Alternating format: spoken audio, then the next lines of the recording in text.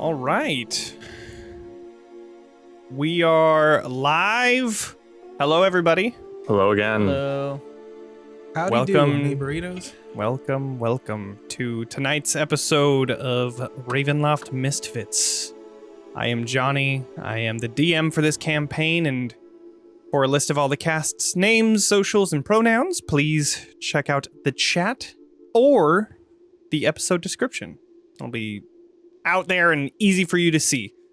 We stream Ravenloft Misfits each Monday at 7 p.m. Pacific time, excluding the last Monday of each month, which we use that for our one-shots of the month. So check us out then. Please make sure to follow us and subscribe to the channel, participate in the chat, and if you're watching the recording, please like, comment, and share this with your friends. We want to build a great community surrounding a love for D&D and other TTRPGs. And if you're listening on the podcast, please consider rating the channel and leaving us a review on whatever podcast app you use. It helps with the algorithm. So, I also want to point out for all of our listeners, watchers, and people that haven't understood or seen yet, we have inspiration that you can change the tides of a battle by adding the bit points that we have, the XP. So if you want to give somebody a D6 or a D4 or a complete reroll, or even force the DM to reroll, you can find all of that information inside of the bits section. And unfortunately for all of the people watching the recording and listening, this is a live thing, so join us live Mondays. And you can interact with our show. Then you can interact. So, we'd also like to take the time to thank some of our supporters for our campaign. And first of all, we'd like to thank our main sponsor of the campaign, which is Roll20. And if you're watching this stream and you're looking for a way to get together with your friends online, Roll20 is a great way to do so. You can go check them out at roll20.net and check out the chat or episode description for the direct link. They're great fun. We've been using for a while. We use it for all of our streams. Pretty fantastic awesome stuff. Yeah.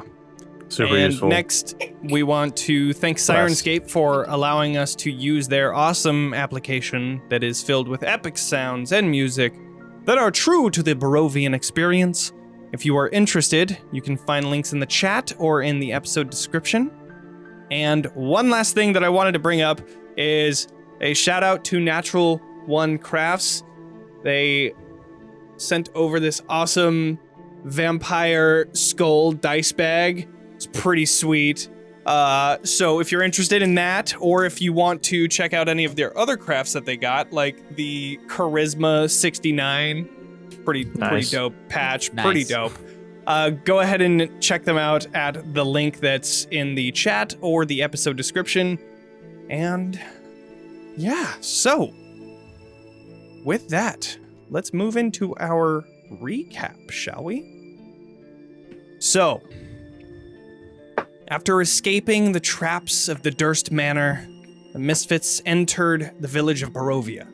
You met Granny, a lovely old woman that gave each of you meat and veggie pies that were absolutely delicious. Totally The only legit. one not eating them was Grimm. You came to the Blood of the Vine Tavern, where you met Ismark and Irena. They told you of their plans to travel to Vallaki, about 10 days' travel northwest of the village.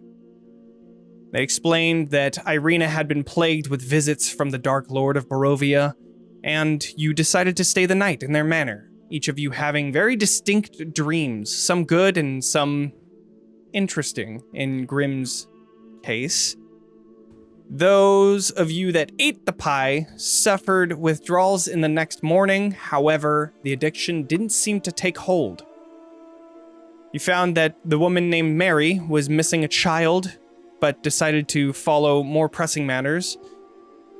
And you arrived at the church on the outskirts of the town to hear a young man's screams in the undercroft. Father Donovan begged the party to leave him alone, explaining that he was turned into a vampire when a new visitor, a wizard, created an uprising that stormed Castle Ravenloft, but had failed. They had lost, and that was what was left of his son. And finally, as the burial was commenced, you were visited by a strange person, the Dark Lord himself, Strahd von Zarovich, who wanted to pay his condolences to Irena's father, though she made it very clear that she did not want him there. Strahd followed her wishes and gave a warning to our misfits to be careful.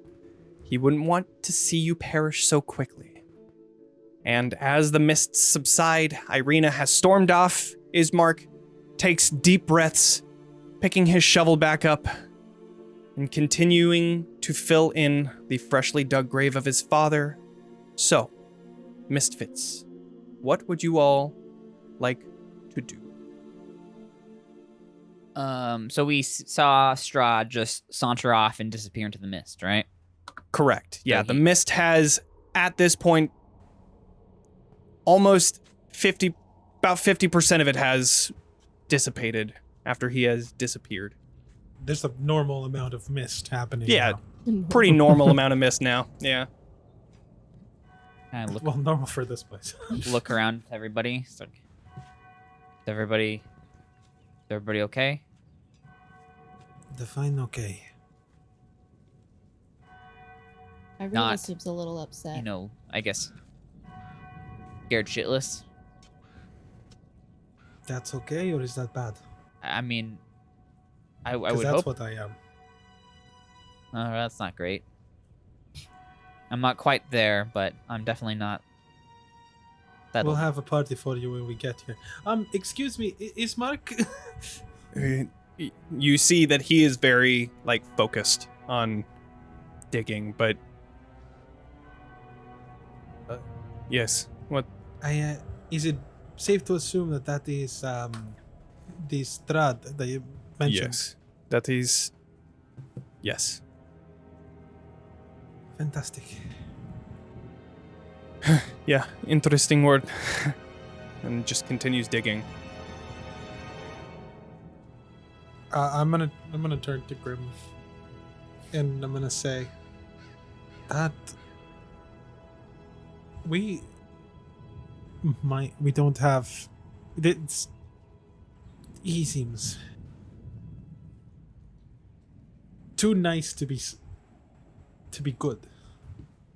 I mean, I don't disagree with you.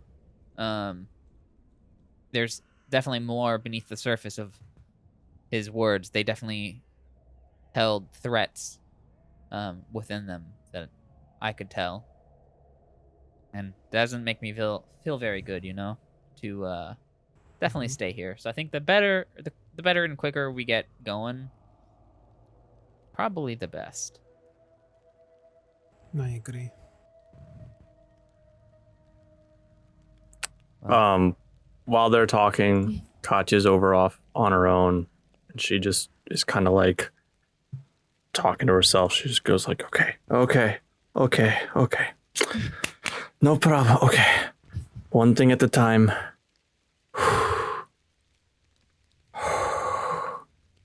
And then she's gonna walk back over and say, okay, are we ready to go? I look over to Irena and Ismark. Did Irena I miss has anything? kind of You gone all off. looked kind of spooked. Oh yeah, you What? missed this whole Strahd guy just showed up. What happened? He just strolled up on out of the mist. Get some hollow words. That's not really a good joke. That's not a good time. It's not a joke. He did come, and he left for whatever reason. And that is why I am so shaken. That never happens. As in, he doesn't leave?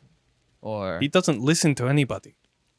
He is the Dark Lord of Barovia. Why would he listen to my sister? And on top of that, what the fuck was Tatiana? That pissed her off. I've never heard that name before. I mean, I was gonna ask you guys the same thing, because it seemed like it was an off moment.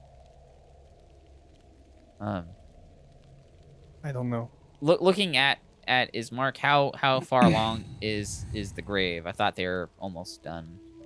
They were almost done. It's about like halfway filled at this point. Probably another like 10 minutes or so until it's like completely filled. I'm gonna try to go find Irena. She's not that far away, right? She's not that far. She just kind of walked off, and you can see her clearly. I'll kind of approach to her side. Sure. You all right? No, I am not. All right. That piece of shit thinks he can just go wherever he pleases. Even to my father's funeral?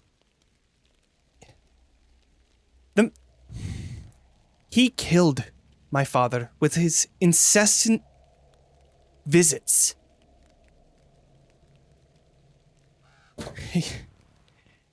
I don't even know why he left. Who's to say he actually did? Kind of look around a little bit, but I imagine I probably don't see anything. Well, if he's not afraid of me now, he will be. I will make sure of it. What, he called you by a different name. Does that name have any meaning to you? I'm not entirely sure. My memories of the nights that he would come are still very clouded. I do remember him calling me that name often. I don't know what it means, though. And when you'd come to visit your father, he'd come to see you specifically, or was it your father? He would come to see us. I don't know why. Listen, allow me a few moments to be alone. Of course. I understand. Oh, either She side. turns and, yeah.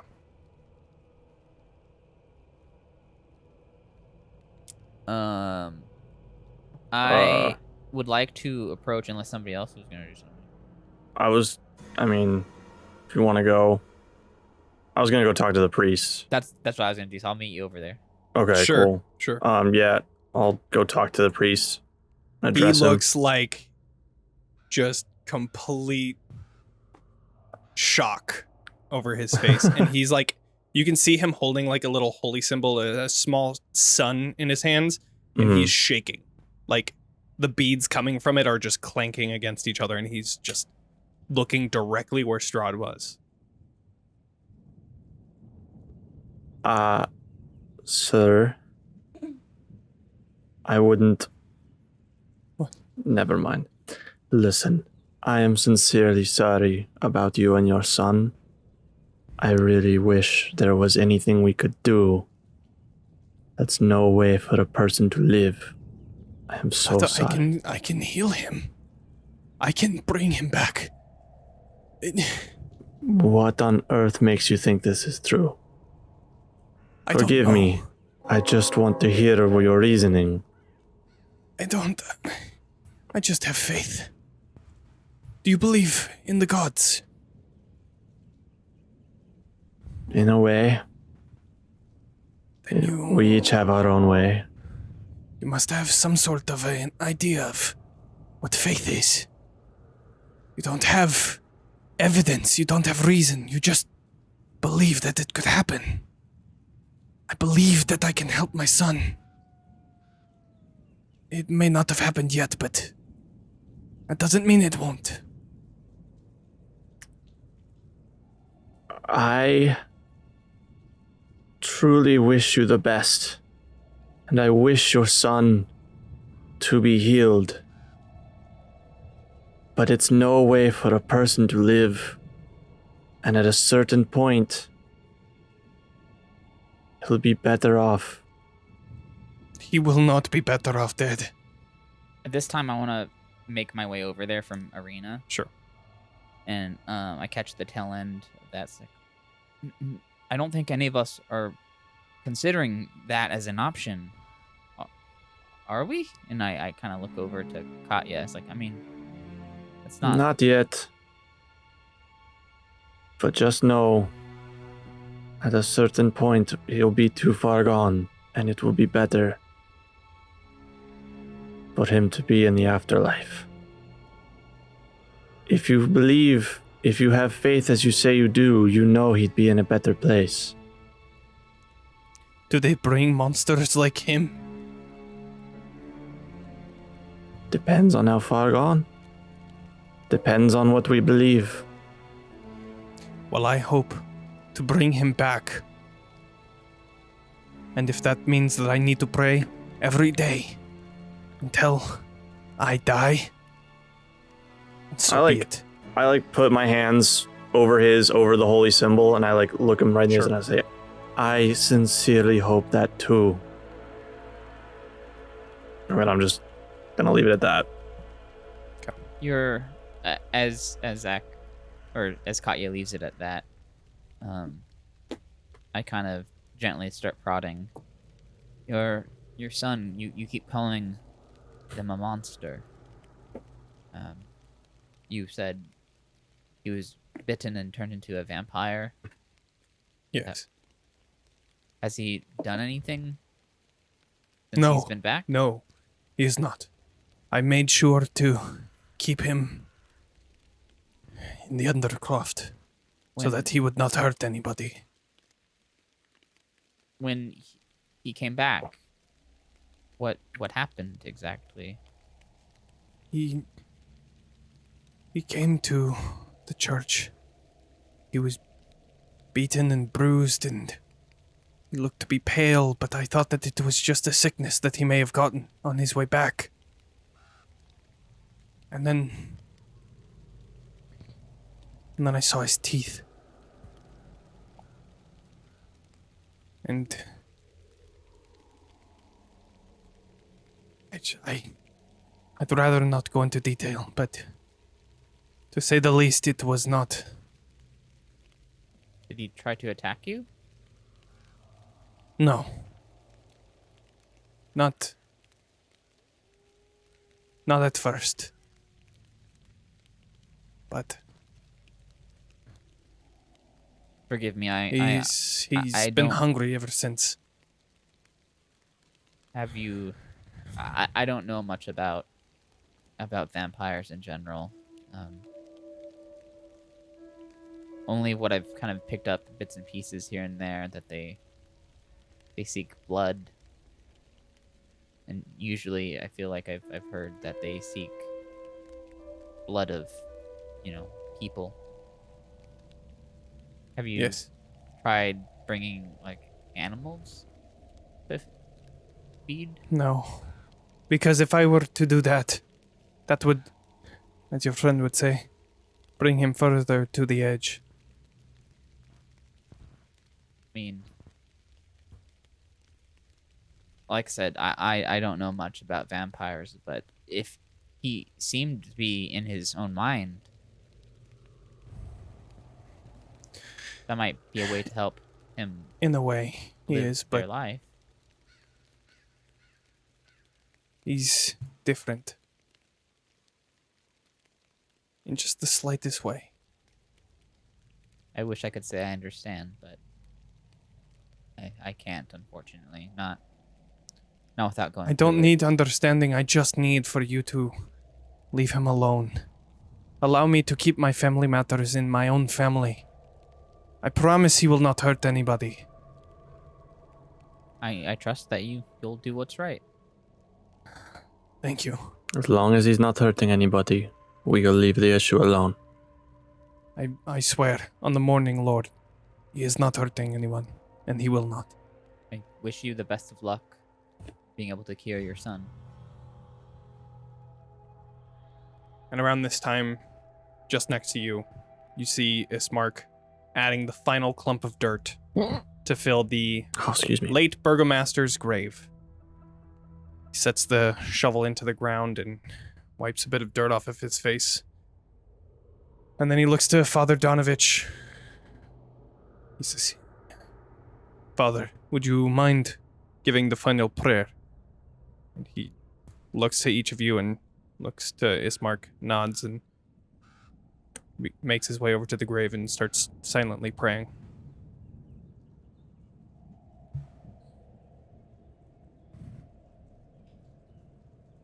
A few moments go, and he finishes his prayer, backs away from the grave, nods to its mark.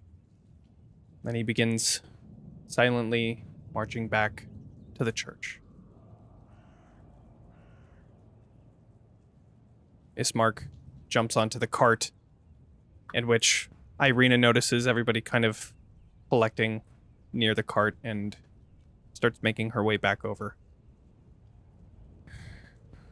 All right.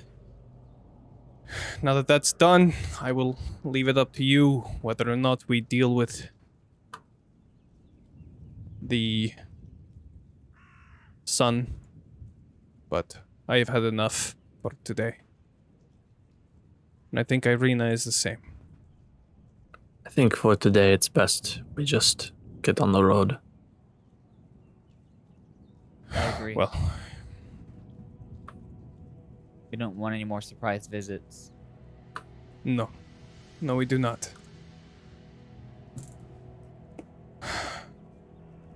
See Ismark just looking out towards the village.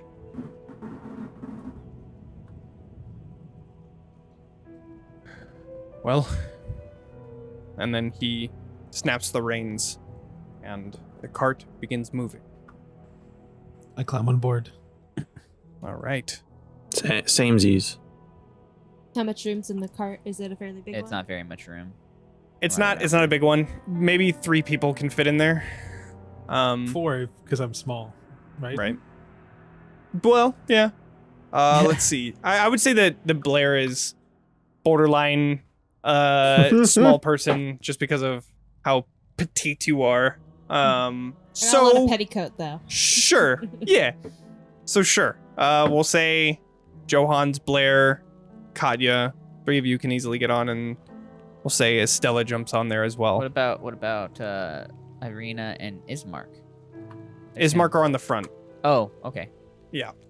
We'll just make room. So So yeah, I'll walk. I don't mind.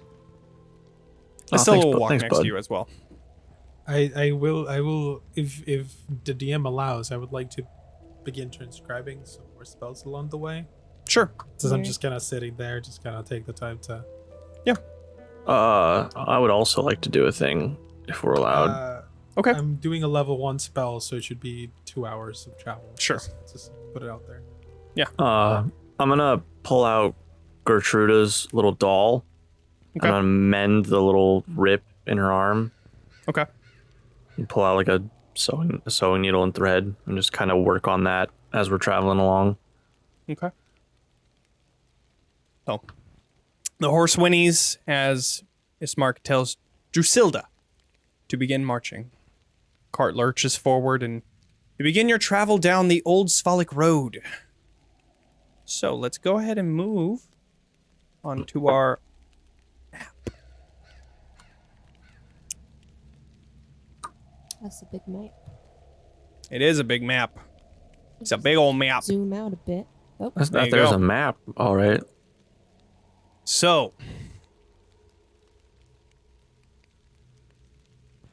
at about midday during this travel, you come to a short bridge. It crosses over a river. How long away from midday were we? It was pretty It early, was- right? You guys left at around like probably 8 o'clock, so it's been about 4 hours. Sick, Since I you just guys wanted had to started? know, 'cause Yeah. I only have room for 1 spell. Sure. Or I'm sorry, gold. So I'll just transcribe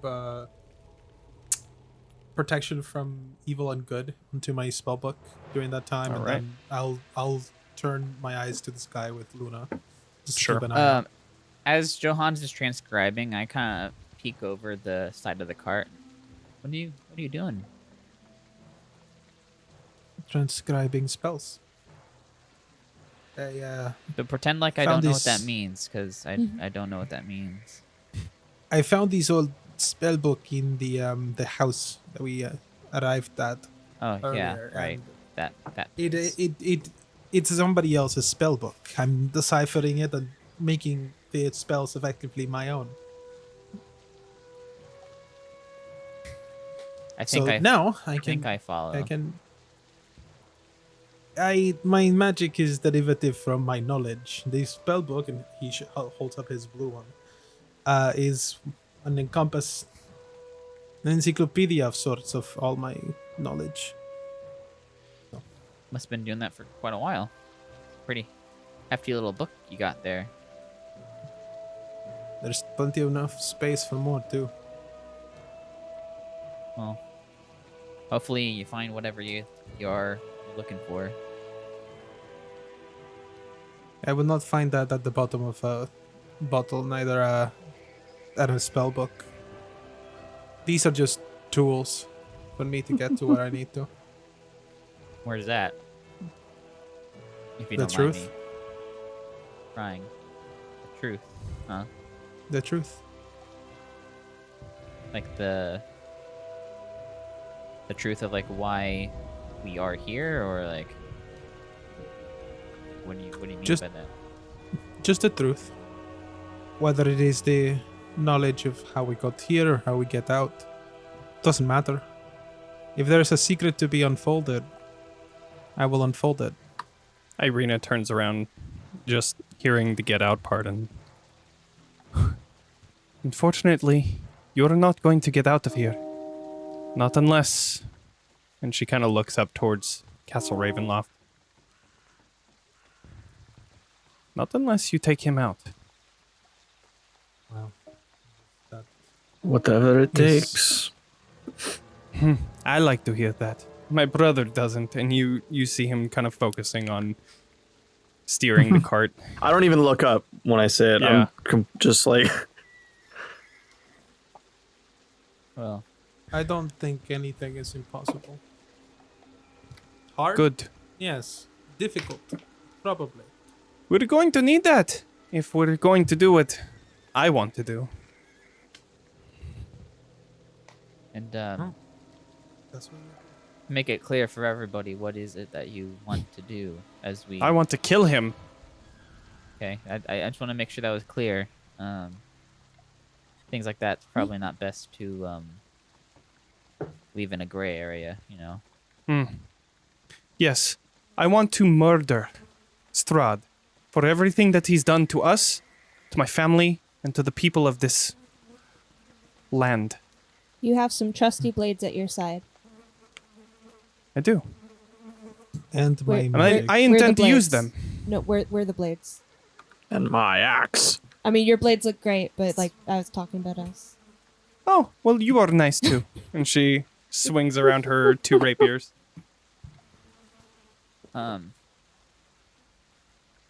So you said this was a 10-day journey? Yes, well, it depends. Unless you want to try and expedite this, yes, it would be about 10 days. Okay. Well,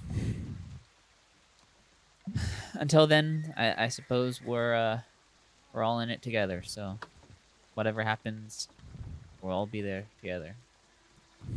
Well, I'm glad to hear you say that. I'm happy that we picked you up. And that being said, hopefully we don't run to this Strahd guy again. Yes. I have, that would I have be- Luna keeping an eye I- out.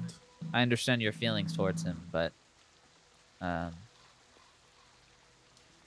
feel like any attack based on that short interaction might not last very long.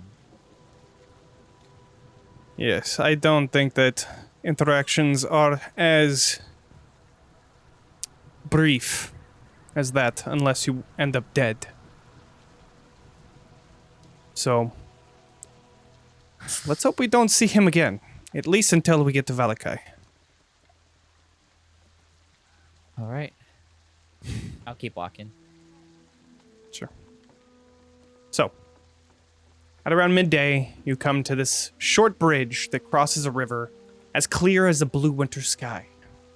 It runs east, then into the misty forest beyond of where you had come from before. As you come to the center of the bridge, Before Ismark we- stops bef- the cart. Yes, go ahead. Before we get to the center, I'm going to have I'm on Okay. high alert with Luna. Sure. Perception I'm gonna check. have her. Yeah, I'm gonna have her like go under and around as much as she can. Yeah. Before we even make it there. D20. Okay. I have advantage on perception checks. Sure. I'm relying Yeah, on yeah, yeah. hearing or sight as well. So So a 6 plus whatever your Rough. perception is on my On wisdom Luna? is +1. On Okay. Luna, so it's so 7. 7. Okay. God damn it. So Misty. as I said, the cart comes to the center of the bridge, and Ismark stops the cart. He gets off and approaches one end of the bridge, who is then slowly followed by Irena. And not very far away, he stands at the edge of the bridge. You can overhear. I remember when Father took us here to learn how to fish.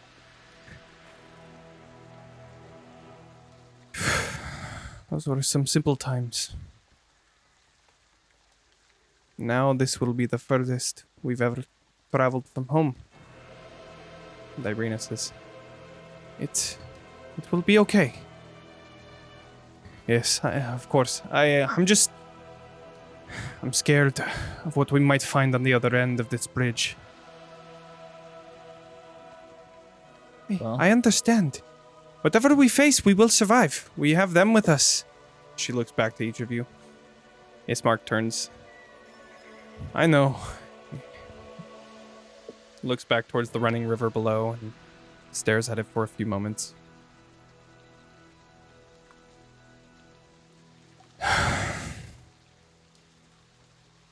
Nods, and then he jumps back on the cart. All right, we should continue traveling. Thank you all for allowing me the moment. You all right? I will be. Let's just focus on getting to Vallaki first. Sure. And it's the reins, and you lurch forward as the cart begins to move forward again. So, before night falls, is there anything that you guys want to do? I mean, not apart from keeping an eye open for the Sure. for the little girl that's missing. Beyond Sure. that. Go ahead and do a nothing to perception check again, as just for the rest of this journey until night. I would be, since I have nothing to transcribe, I would be looking through. Do I use my wisdom or her wisdom? I'll use. If Luna's you're looking wisdom. through Luna, then your wisdom or your My perception. wisdom. Sure. All right. I'll just make a perception check with my own thing on the jig. Sure. Yep. And then you have advantage. Persuade Because everything to it's- be seen. Just bombing these perception checks. God A damn. 9 and a 6. Very Oof. misty. Well, Is it misty? so so misty. misty. It's the mistiest. So you bring Luna out, and she continues to circle around you as you are traveling down the old Svalak road. However, there doesn't seem to be anything happening around you. You don't see any little girls as well that seem to be lost. Suspicious.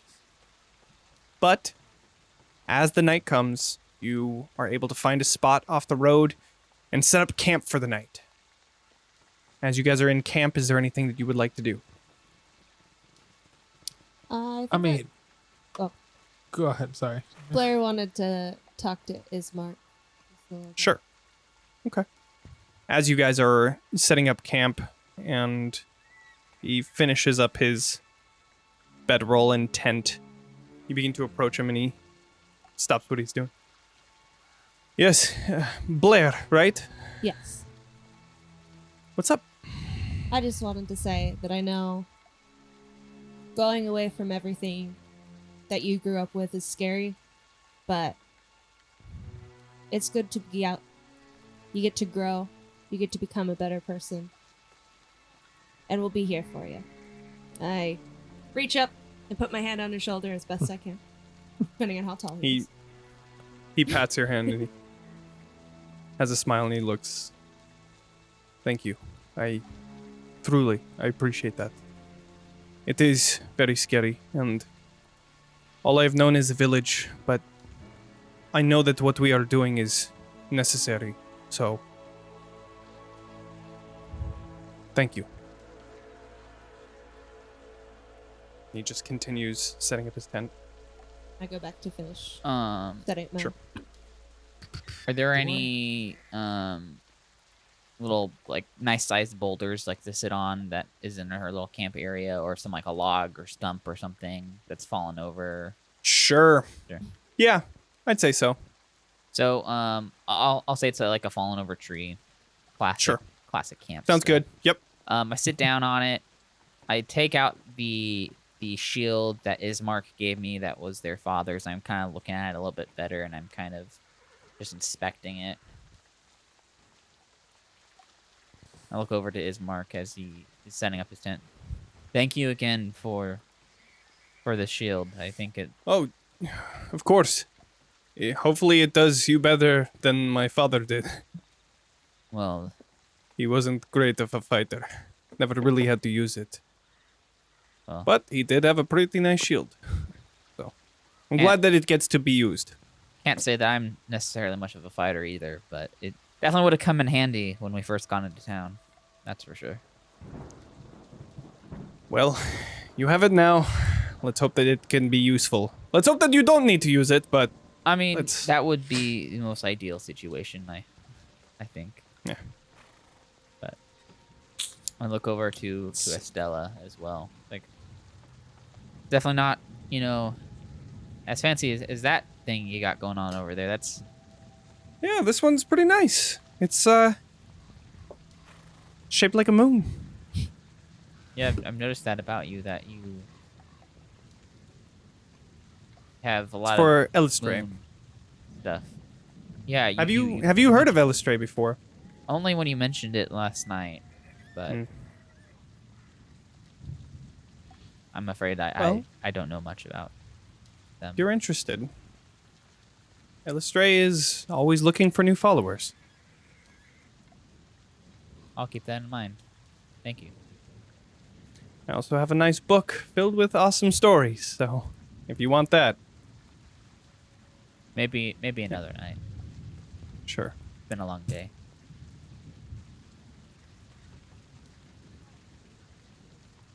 You see Estella is kind of setting up a nice flat area where she's setting up different statues and idols that she has in her pack, and she gets down and crosses her legs and begins meditating at it after speaking with you.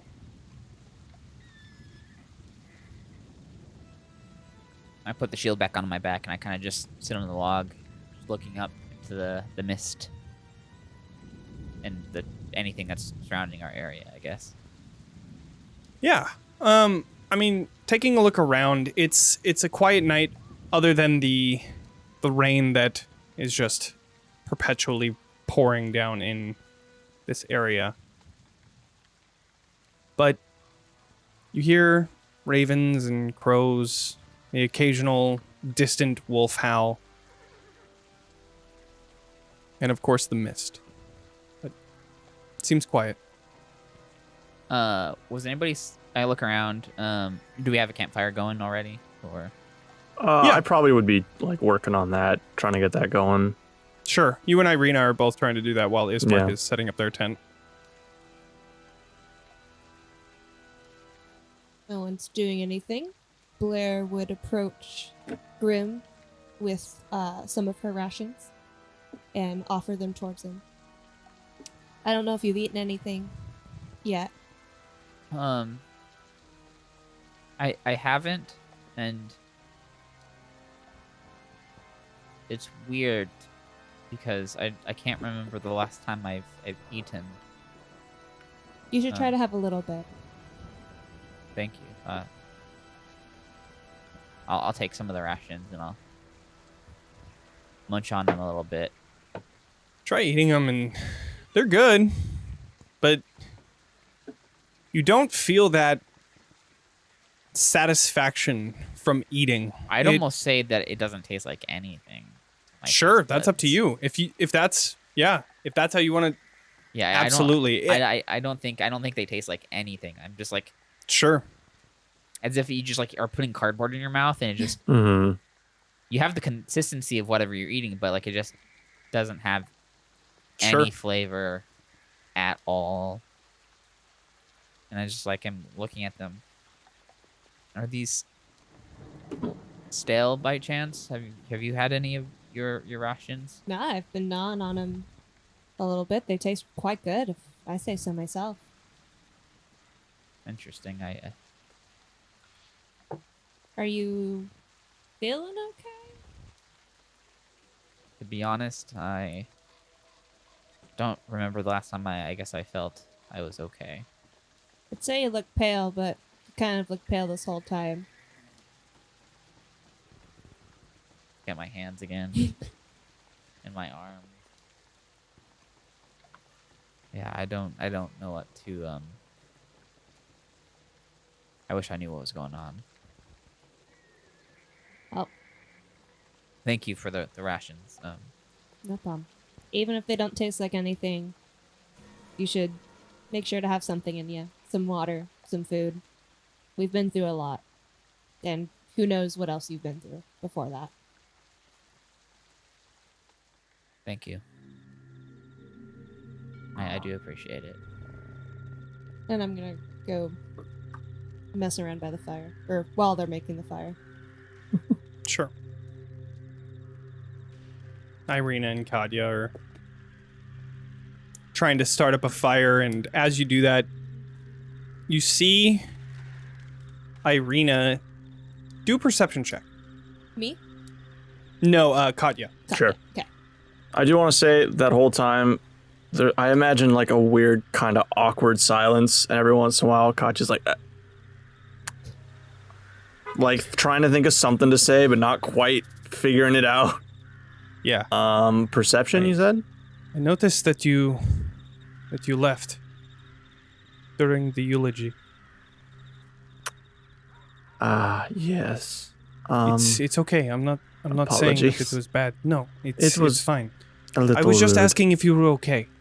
I'm okay. I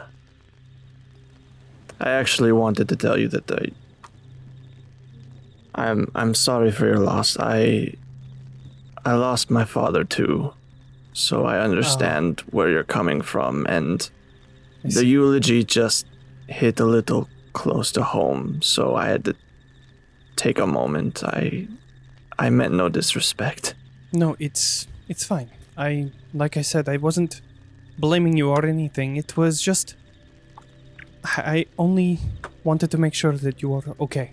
I appreciate that, and I worry the same for you. It's not an easy thing to go through. No, it was not.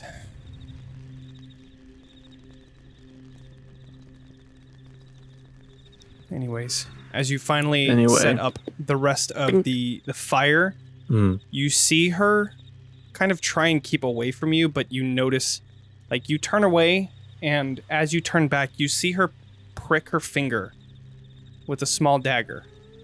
And the blood, you see it turn into fire as she sets it down into the flames and kind of brings her hand back and then sees that you noticed.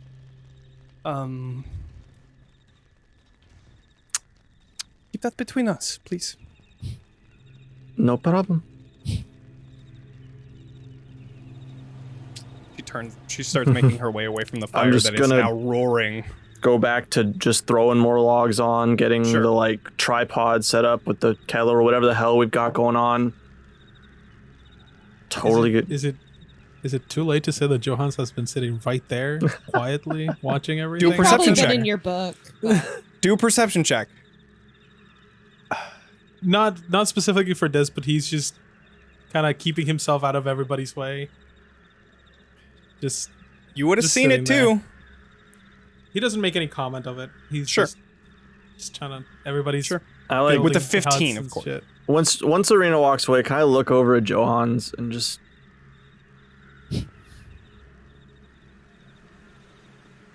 and then Yeah. just- Just shh. yeah.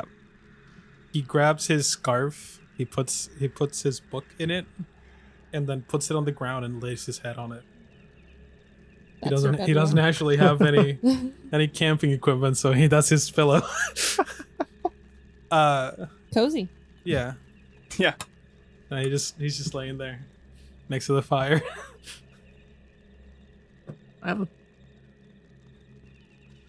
I still have Luna above watching. Of course, though. yeah. Go ahead and do a perception check for Luna. And Blaire, you said that you were approaching the campfire. I imagine that while you were talking to Grimm, this happened with Katya and Irena, and you see her now moving away Yeah, as I you figured- approach. Irena's leaving and I'm just showing up. Yeah. I plop next to the fire and start polishing my halberd. Sure. How So- did you come across such a big weapon? Oh, the order that I was a part of gifted it to me after I joined. Do you have anything my size? Starts rummaging through her bag, going through some I may or stuff. may not have lost my only dagger when we were at the big mansion before. Where tried did to you give put it back? I don't remember. Oh. I just know it's not in my inventory. I'm pretty sure I chucked it into that rigged chest. Gotcha. And I'm pretty sure I we had remember Jeff get it back, but I'm not 100% on that. I got Jeff to bring back the corpse, and We weren't the, specific. Yeah. And no, I said everything in the chest. I don't know if the dagger actually got in the chest or not. But I definitely I definitely suggested suggested we bring back the dagger, but I don't think you actually grabbed it. I think that's what happened. Well, I don't specifically have it. I don't think. the best I have for you is a light crossbow. I don't know if you'd I've be got- able to throw a javelin. I've got one of those already. It's okay. Thank you. That will He do hasn't for moved, you, by the right? way. He's just laying there like that. It's Just- probably Do you best. have a dagger? No. No? Cool. Okay. Let's go I, back to sleep. I mean no offense, Johans, but it's probably best that you don't get up close and personal. In a combat sort of way, you understand. Oh, well, yes, but I don't think our enemies might agree to an honorable ranged duel. Yeah. Well, maybe if we hit Sometimes- that. Go for it. Sometimes you just have to ask. Whenever I see Cannon. arrows or swords come in my way, I will just tell them to stop and maybe take some paces back and try again. Politely ask them to stand back. But No, maybe we don't. can Excuse find you a dagger at that Vistani camp that we're heading towards. That name sounds vaguely familiar. Grimm Okay. in the distance, he's like on the outskirt of the camp, and he's kind of looking around to the outside area still, as it's getting, I imagine, much darker very fast. Mhm. Oh, Johnny, Yeah. I rolled a 15, by the way. I know, yeah, I Luna's saw. Perception. And as I'm looking around, all of a sudden, like my vision kind of goes fuzzy. I feel like, and then all of a sudden I Okay. open them again, and then now I can see into the darkness as my eyes kind of start doing a very, very faint illumination. And I'm just like looking around, like, Estella notices after doing her prayers and she says, "Is everything all right?" did it just get brighter outside? She looks around. I mean, it's pretty bright to me, so I don't know if I'm the best judge, but no, I don't think that it got brighter. Why? And she starts coming up to you. Everything okay? Well, just a moment before, everything was really dark. But now I can see as clear as if it was basically day, almost. She's mean, I kind of can't- I looking can't- in I your can't see- eyes. I can't see that far to the tree line there, but I can see much further than I was a second ago. Starts looking in your eyes and yeah, there's a bit of a glow in there now. It's different from when I saw you last time. That's weird. What happened? I blinked. Okay. Well, that'll do it, I guess. Hey, everyone else, is it, can you Are see? we like in earshot of this? I can't tell how far away you are. I'm on the outskirts of the town, but I'm kind of looking over to you guys, like, Okay. hey, can you guys see? Is it brighter now? Do you? Not any brighter than usual. Huh. Is it All the right. fire? Oh, the fire is on. We just made the fire. Is that it? It could be the Is fire. is it? Are his eyes visibly glowing, or is it? Not visibly glowing, but his eyes were like a tint of light blue, and they're kind of glowing a little bit more whiter. Okay. A little bit, not But too it's not like super. Like no, it's not it's like, not like Avatar state or something. No, It's not like when I'm Avatar casting, state. because that's Okay, what it's okay, like when okay. I Right, yeah, cast. sure. but, So it's um, not anything we'd probably bring up. Got it. I wasn't looking at him, so I wouldn't notice anyway. Sure, yeah. You got your scarf over your face, so I'm just like that. yeah. Is it just more of your latent powers, Grimm? Give him I a mean, thumbs up. I guess it could be. Well, I guess seeing in the dark's not a bad thing to have. No, you're proving to be more and more useful. Well, thank you. Now you're kind of like me. She kind of pats you on the back. Well, not as good as me, but I mean, still. Well, I guess that's cool. I'll walk over closer to the fire and I'll sit down and I will Sure. kind of look through my little like belt of stuff and I kind of take off some of the things I've collected through the last day. Setting my Sure. light crossbow on the ground next to me and then my 3 daggers onto the ground as well. Looking at your shoes that you have now. And then I'm looking at my shoes, which are just still like the clumpy stuff because we didn't get actual shoes Yeah. yet, right? Yeah. I think if we can find a place that maybe sells shoes, that might be good. I would probably. be Irena, good, yes. Irena says, "Well, maybe the Vistani will have some. That would be great. We can ask them in Ismark. How long is it?" And he's like, let's see. We've traveled. It's probably about 2 days from here, so we can get it then. That might be good. Because after walking today, definitely. He looks over. Oh my gosh, you're going through it. Yeah. I didn't. mean, I didn't even think about here, that. I'm sorry. You can ride in the cart tomorrow. That's it's. my- I my mean, it's bad. okay. I spent several weeks lost in the mist barefoot, so this is better. But obviously, if we can get shoes, that probably would be good. Yeah, I would say that Grimm has shotgun for next trip. that's fine. I'll walk. Oh, you don't have to. It's fine. But thank you. Grimm, we are friends now. Allow us to take care of you every once in a while. You get to ride in the cart tomorrow, okay? Okay. We Good. can talk magic. Hey, there you go. Sounds good. Maybe Jill wants Exercises. to teach you something out of his book. I mean, Good try. I guess there's no hurt in trying, but that stuff seems pretty complicated. It is. So with that, is there anything else that you all want to do before the night comes to a close? All right. I'm gonna switch out one of my cantrips. Sounds good. I don't think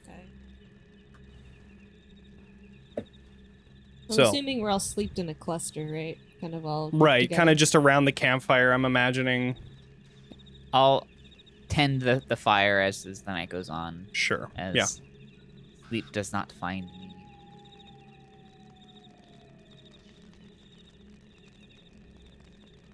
Grimm, do a perception check. Okay. Nat 20. 26. Yo, let's go. Okay. Sorry, ignore that. So, You sleep cast prestidigitation. Katya. Mm. During the night, you are tossing and turning in your bedroll. It is extremely difficult to find sleep as you get extreme pain throbbing from the front of your face. Specifically your upper jaw. Grimm. You notice Katya tossing and turning.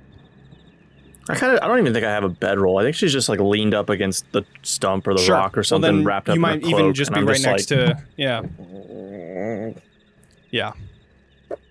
You continue to like instinctually bring your hands up in your sleep, but Do I see anything on Katya?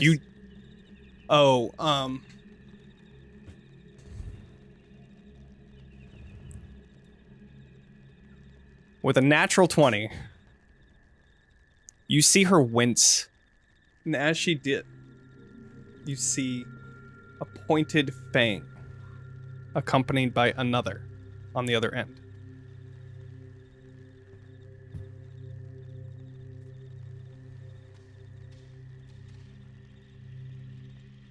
I'll just look on, see if Katya is like having any other fits. If that's Just seems like, just seems like she can't get to sleep.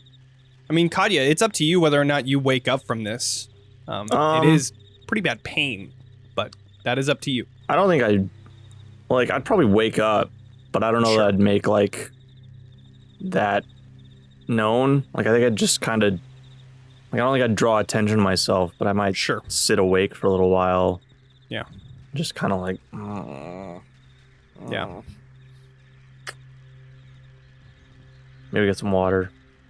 I would drink some water. I'll keep an eye on Katya, but like I'll keep looking around, making sure everybody else is okay. Sure. I'll look to see if anybody else is moving around in their sleep as well. That's what I have to do for my spells. Doesn't seem like anybody else is. I mean, it's not the most comfortable place. Camping out in the rain, which the rain has kind of subsided at this point in the night, but it's still a slight, like, mist. Accompanied by the mist. But doesn't seem like anybody else is having troubles. Grimm will just keep using a little stick and just kind of prodding at some of the embers in the fire. Sure. Okay. If I hear Grimm moving, I would definitely like pretend to be asleep at the very least and like freeze up and just like. As you got water, like as you were drinking water, you noticed, or at least when you were getting ready to get water, you noticed the Grimm was up. And I'm just like, yeah. Yeah. So, as the night comes to a close and the morning comes, you all awaken well rested-ish. But is there anything that you would like to do before setting off for the day's travel?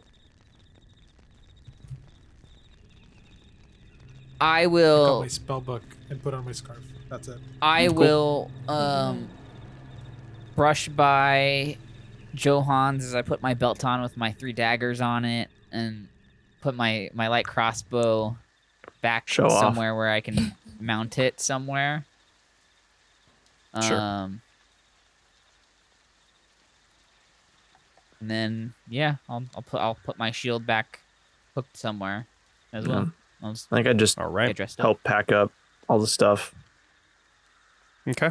Also, that was Ryan hinting to Joel, if you want a dagger, you can take one and ask. Daggers are at Johann's height. Does anybody have a dagger? Does anybody except for Grimm have a dagger? Anybody have an extra? I don't have a dagger. Says this Mark. And Dumb. Weirdly enough, I'm calling out Accent. a dagger. All right. Yeah. So, you all begin to set way after eating and starting the cart forward. And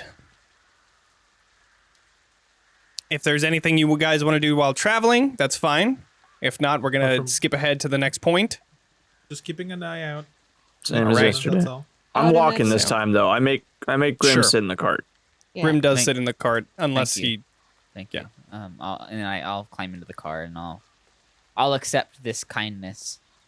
I'd Cool. offer Estella a seat on the cart as well. Yeah. So we Stella can cycle out. actually walks this time. Oh, okay. She was on the I'll- cart before, I believe, so... Oh, I was she think with Grimm us? and his 3 daggers Yeah. get on the cart.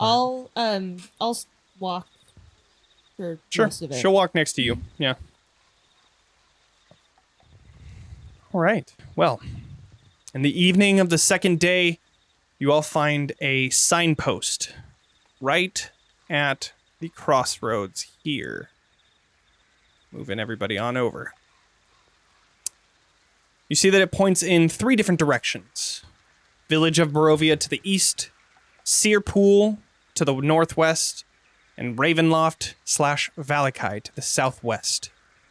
To the northwest, fork slants down and disappears into the trees, while the southwest fork clings to the upward slope.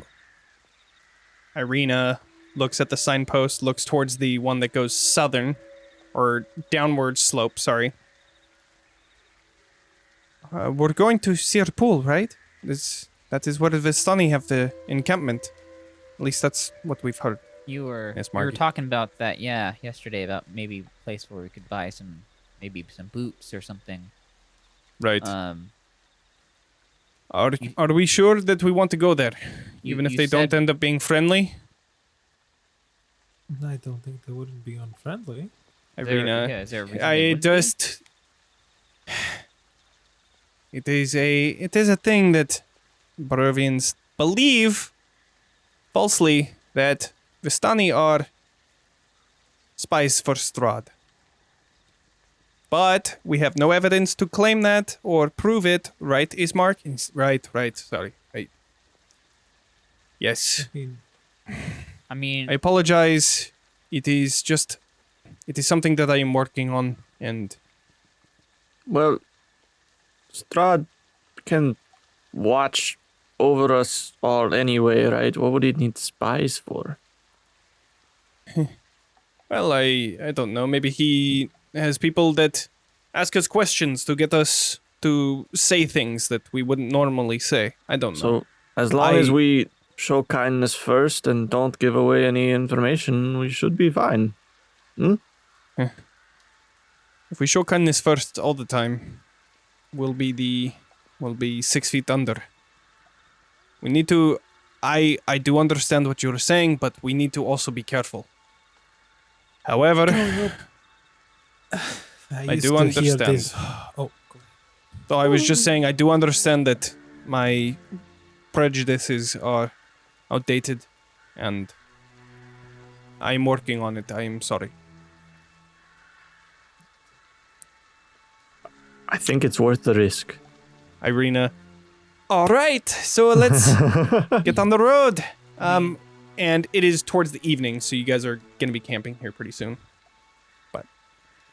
just to add on, I'm not sure if everybody else is thinking this, but Irena, you clearly have disdain towards Strahd. So if you believe that these people would not be working for, him, I trust. I don't you. believe it. No, I've seen. It is a well-known thing that the Vistani are able to leave Barovia whenever they want. Well, that I could don't be- exactly know why, but I've seen them leave, and I've spoken to a few of them. Well, all They the don't more reason seem to to go be- visit them. Yeah, Exactly. you should have led with that. I think we're all That's looking valuable for a way out. information. What are we waiting for? Blaire starts walking down Let's the go. road. All right, well, and with that, the reins go off, and you continue going forward until it becomes too dark to continue on, and Ismark says, So we should find a spot off the road and set up camp. It should be only another day.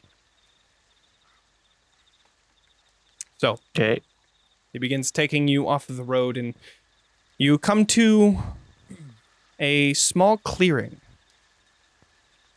where you think is a nice place for camping, but as you enter the clearing, you see 7 hanged bodies from the surrounding trees, just swaying. The ropes of them are frayed and rotted, barely keeping the bodies up. And Blaire, as you look up to these poor souls, you find that they are your companions that you had lost in the mists when you had first entered. Each one of them, their skin has been torn asunder through claws and bites, and almost unrecognizable, except for the armor that you can see very clearly on them.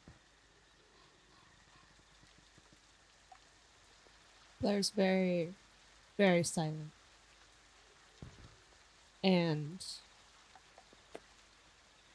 you start to feel this very, very strong energy exuding off of her as she just gets unbelievably angry.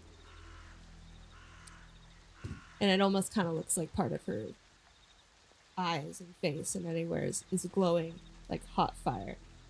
Sure. But I want to You begin to see the blonde hair from her actually starting to lift up, and embers beginning to turn into ash coming off of her hair as well. I kind of back away from Blaire. Is there... Blaire, Do these bodies... Sorry, go ahead. I was gonna say, Blaire, do you know these people? Do they have any sort of like uniform or like similar clothing? They do. You Okay. see most of them have like silver lining threads throughout like leather armor, and a select few of them, about 2 of them, have like chainmail armor, Yeah. with each of them having an emblem at the chest part that has a silver dragon on it. Should I do like a check or something to see if I put this together? Like, how would... Sure, go ahead and do insight. Okay. See how this goes. Not going to be too hard of a... Yeah, with a 15. 15 insight, you can Okay. definitely tell that these bodies are definitely affecting Blaire in some sort of way. Yeah. Okay.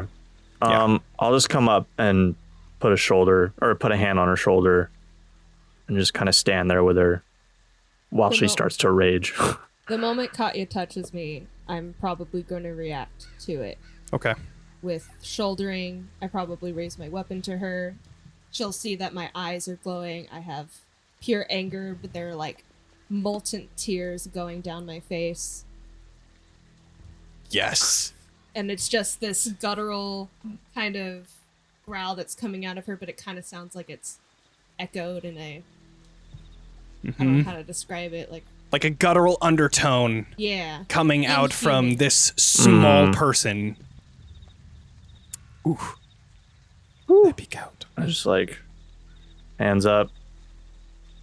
Blaire? No, this must be hard for you. You're just burning. Just... Sorry, I wasn't sure if you're going to say more. I think at this point, she's probably... Okay. The tears are falling a little bit stronger. She's starting to shake a little bit more. Sure. I'm gonna come up and hug her. They were strong. They were supposed to be strong. They were strong. I know they were strong.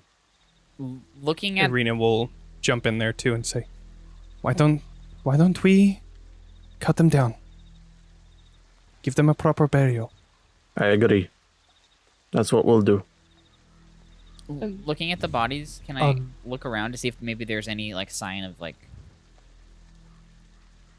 what maybe brought them there and strung them up? Go ahead and do a perception check. Can I give help on that from Luna since she's Sure. also watching? Sounds good. Yep. Nat 20! Hell yeah. Not that And an he 8. needs that, but I wonder which one's higher. 26. Oh, yeah, higher. Right. So a 26. Looking around, you see tracks of all sorts of animals. Mainly, you see giant wolf prints. They don't look fresh, but you can tell that there is...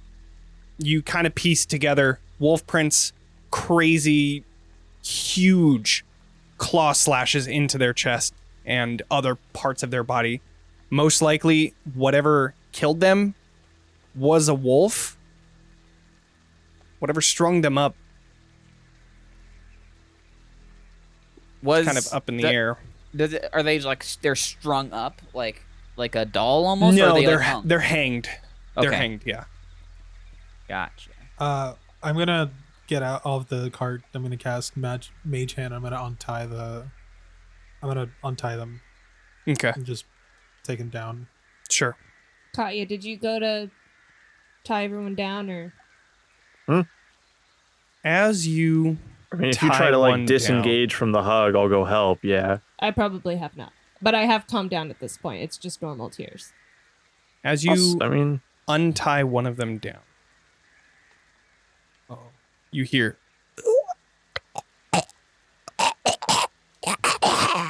As it begins to get up from falling onto the ground and look towards each of you, and you begin to see all of the bodies begin to move and violently shake.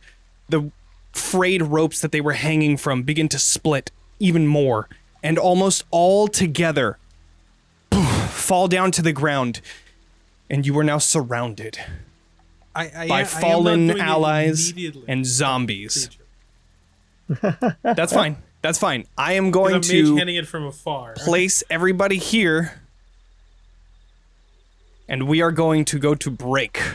So Dun dun. we are going to come back here, and we are going to see what happens here as the previous allies of Blaire, now turned zombies, begin to attack. we're not fucking And- die.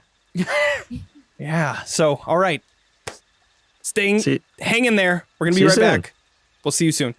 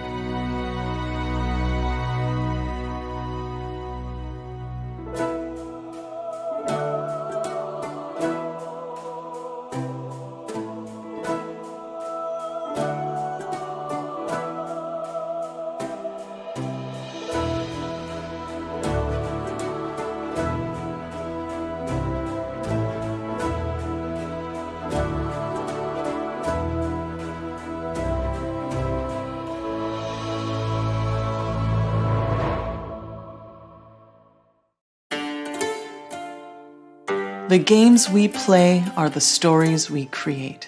The fortress doors swing open, Every story is unique. and the sound of war drums rises. Sometimes our stories come to us when we least expect them.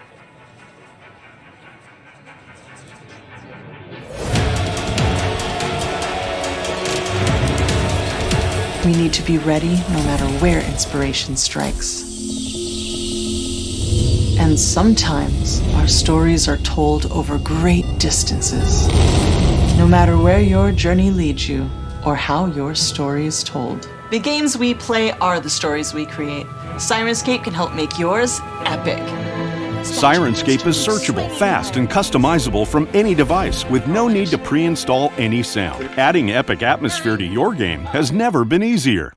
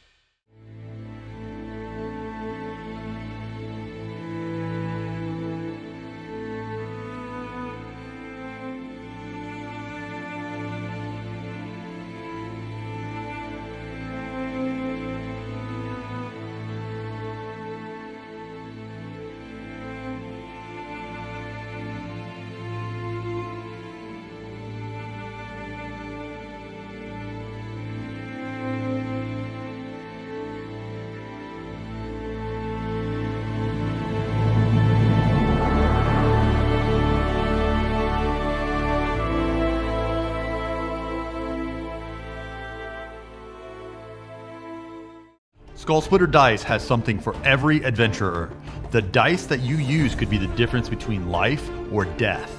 With over 15 styles of metal dice, a variety of class-based cases, and other gaming accessories, we have something for every gamer. Our products are perfect for Dungeons & Dragons, Pathfinder, and more. Be the envy of your party and get yours while supplies last by going to skullsplitterdice.com. Again, that's skullsplitterdice.com.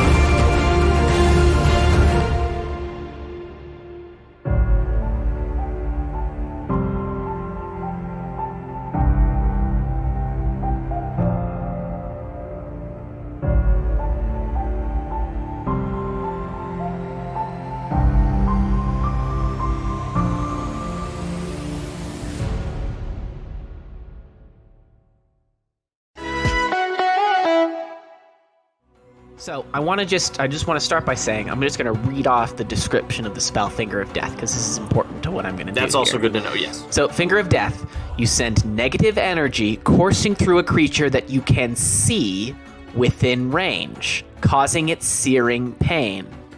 Okay, this is the key part of my wish. You see, I'm going to wish for a mirror. Okay, I'm going to wish for a mirror. I'm going to put it right in front of me and my partner at the same moment when Vecna has already cast this spell, all right? So, who's the only person Vecna can see after this spell is cast? Well, that's Vecna. So, Vecna's going to Finger of Death himself. Boom. He's going to finger himself. That's right. To death. I was holding it back. Okay. All right.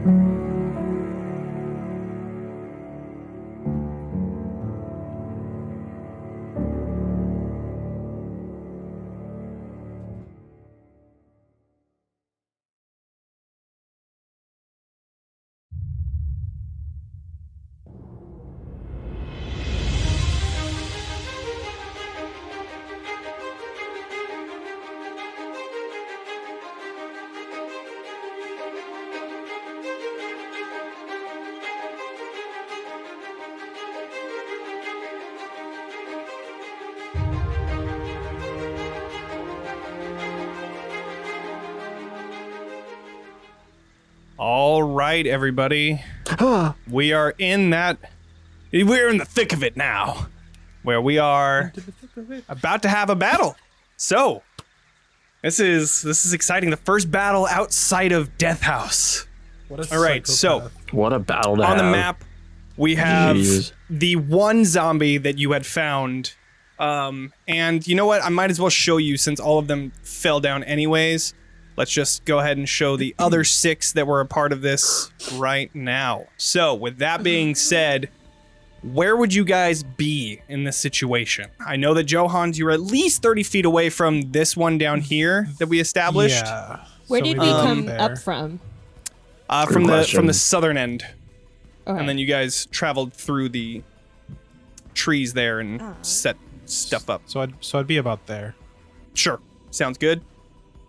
I'd Let's put see. Luna, like maybe there. What just closer direction? to- What direction you say we came from, Johnny? From the base. Okay. Yeah. And then I would be like a couple squares away from where Blaire got to. I'd imagine I kind of Sure. went to the center Made of to it the center as you kind of were have like. the I'd full- probably and be like everything. right there next to her. Yeah. All right. And I would Estella probably would have be there. probably been right around here as well. Just Probably right kind of there. hanging out. So you guys are just basically central and about to get completely taken over. Since they had fallen, I'm not giving them a surprise round. That's kind of So you. let's go ahead Big and enough roll surprise enough. some initiative as we get started in this. Initiative. I'm not sure what that was. I was trying to be like an air horn, but like. Initiative. Yeah, it's close enough. Oh no, I didn't. Same vibe. I switched out of it. Let's try that again. Man, why do I have to be the close? Like, Let's put Not that protected 9 and also instead because I rolled shit. shit. It's not working. I mean, everybody's There we go. kind of not protected from something. If you're True. squishy, you get bad initiative. It's There we just go. part of it. That's true. Just how it goes. Them's the rules. Hey, that's pretty Oh good. my though. god, I feel got as a bad. 0 on their Hell initiative. yeah, let's go. All right, what? so I'm we got fine. that, and let's go with, okay, so we're gonna roll some initiative over here, and we're gonna roll some initiative here, and we're gonna roll some initiative here. All right, Oh, so, God. I need to turn that off of, Oh. GM only. I rolled a 9, so we got quite a good battle set You up want here, some so fight let's music? go ahead and switch it on over. Oh yeah. All right. So, let's set up this. Blaire, you are first. You hear your previous allies, your lost friends, fall to the ground next, just completely surrounding this camp. You look around and see them getting up from the ground, claws and all of the marks off of their body, not seeming to stop them as they begin approaching all of you. What would you like to do first?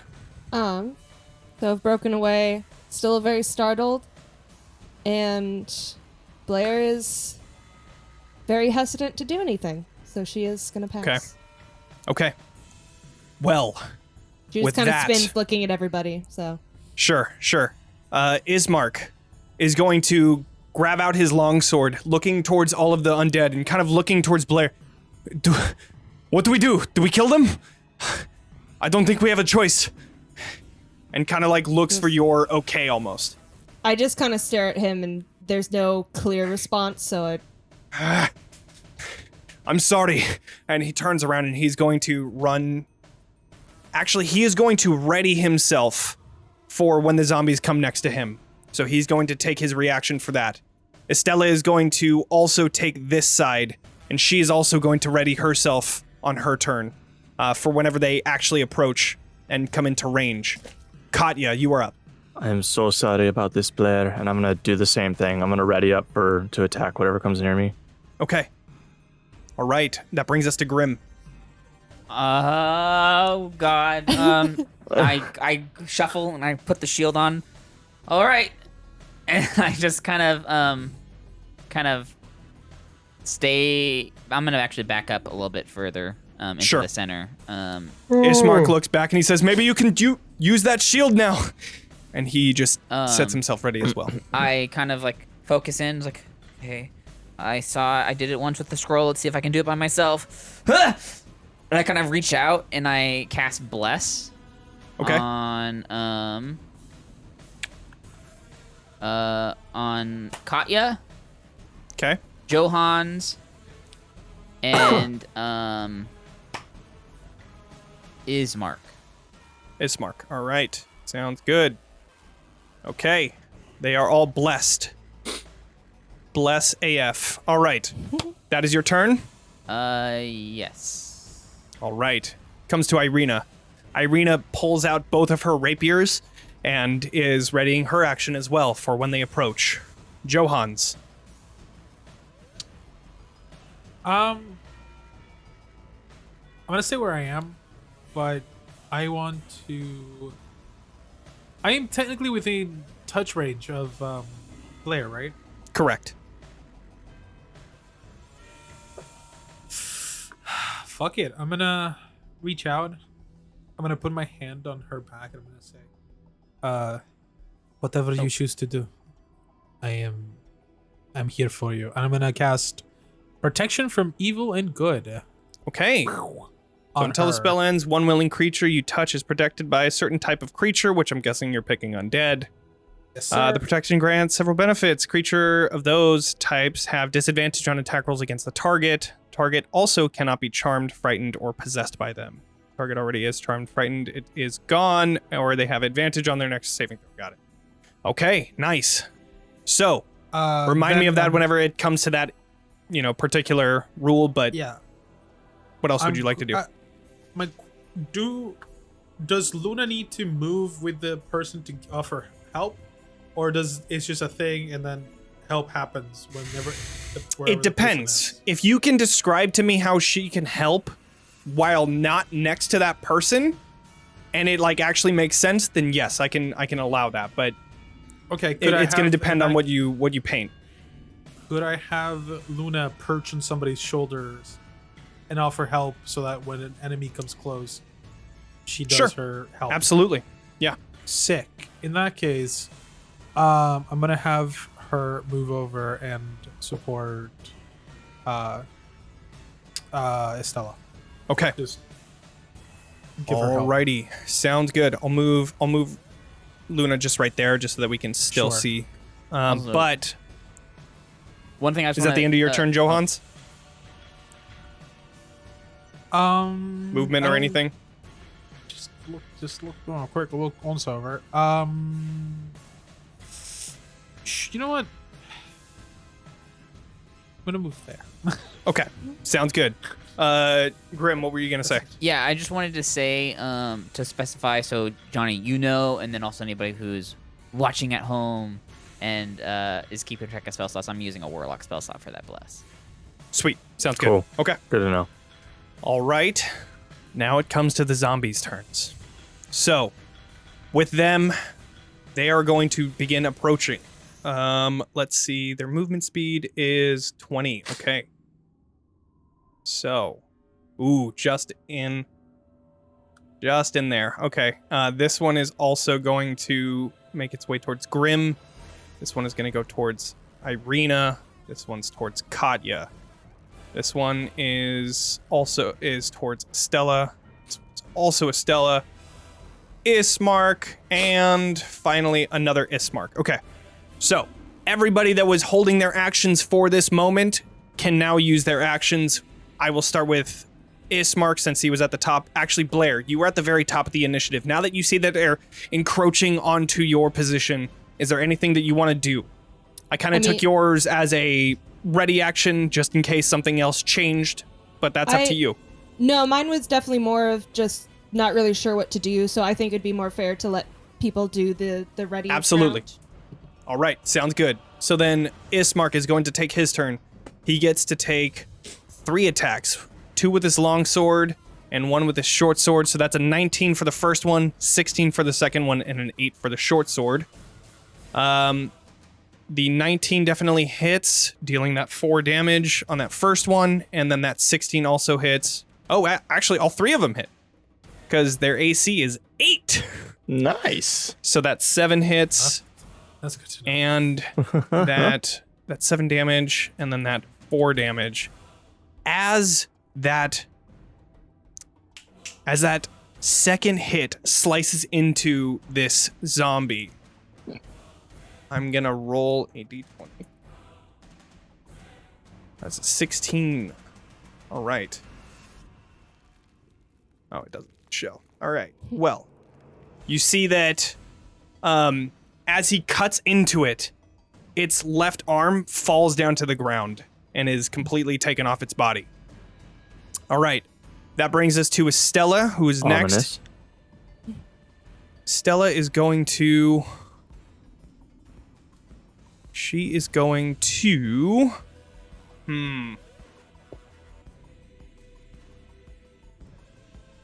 She's going to use her mace to attack the one on the left of her. That's an 8 that hits. All right, and she's gonna help as well. Oh, true. Okay, so let's see if she gets a natural 20. Doesn't, but that still hits for a 10 total, dealing 5 bludgeoning damage. And then also she's going to pump a divine smite into that. So let's go ahead and just do that right now. I guess I have to do that. So 9 radiant damage, actually more than that because it's another d8 since it's undead. Another 4 on top of that, so that's 13 plus that initial 5, 18 damage to this thing. Dang. All right. Sick. That is 18 damage taken. And just to clarify, as that happens, you also see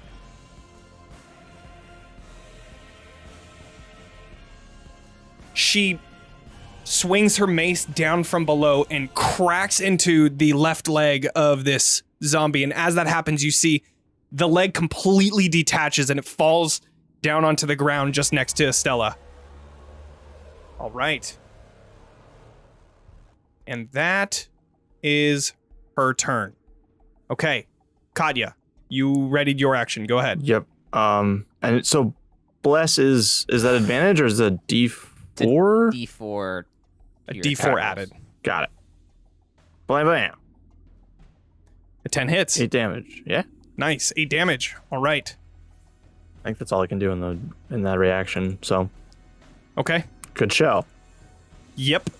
Grimm, you have already gone. Irena is going to use her 2 rapier attacks since she is dual wielding.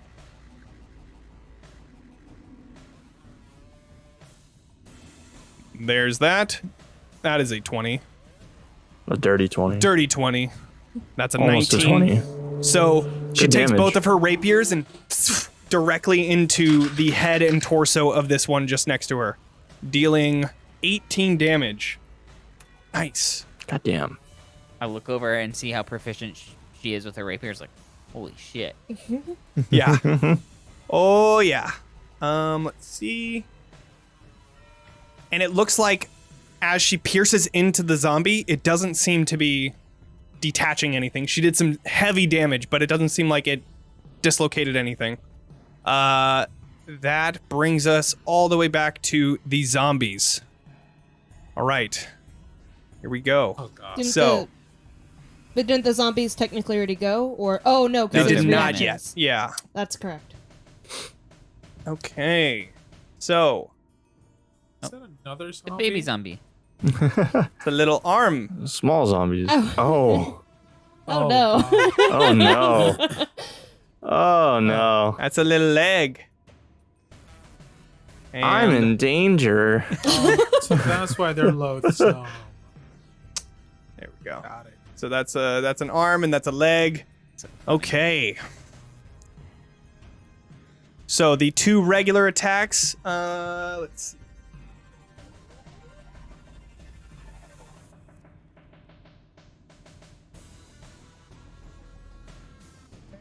Okay. Checking the rules here. That's Okay, not good. so the arm that fell off from Ismark's attack is going to actually make a claw attack towards him. As it begins to claw its way over to him, it grabs onto his ankle, and that hits. Oh. Good thing it wasn't that. He wasn't expecting it whatsoever.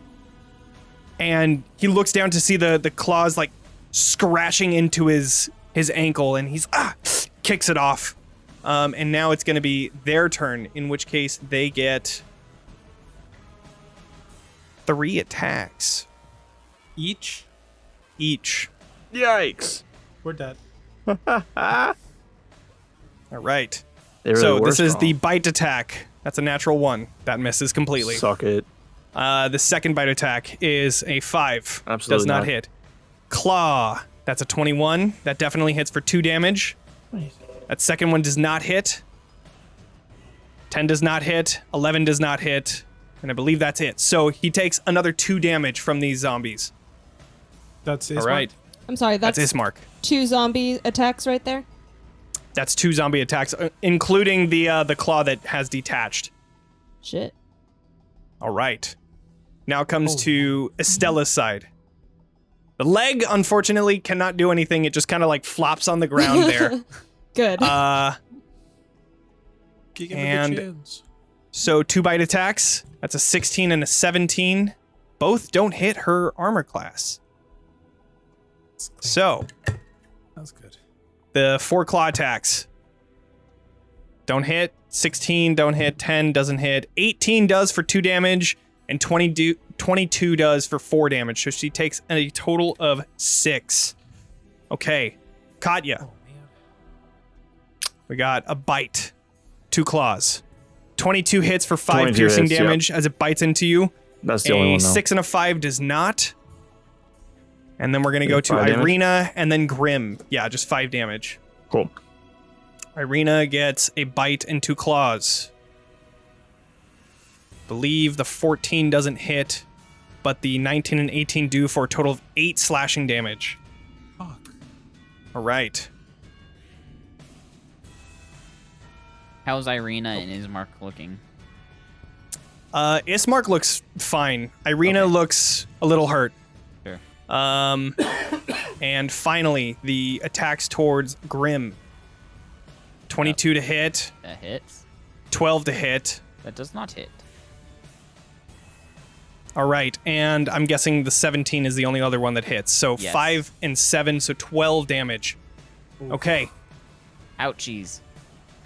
Blaire, you see your entire party beginning to get rushed by these things. What would you like to do? So she was hesitant at first, but it becomes very clear seeing the attacks and everything, and she goes back into this radiant consumption where it just starts spilling from her eyes, her mouth, Sure. and this absolute, if I can hit the button, field of radiance exudes from her as she, and I've read through it and it didn't say that I couldn't. She also goes into a rage at the same time because it's a bonus action. Sure, yeah. So Yeah. Absolutely. she Okay, is so in a radiant rage. just so you know, there is also you and each creature within 10 feet of you take radiant damage. Yes. Just wanted to clarify. Okay, cool. So is there any movement that you would like to do Yes. at this time? With another guttural scream, she is going to run. If I can, she's gonna run to. She's probably just gonna run to there Okay. and hack at. Sounds this good. first one. All right. It is a action to use the radiant consumption, though. So if Yeah. you want to attack, you would have to not use the radiant consumption this turn. No, I think I would start it, but I'd still run towards them because it's Cool. a rage. Got it. I just wanted to make sure. Okay. They still take 2 damage though. So do I. That is true. Yeah. All right. So 2 radiant damage from that.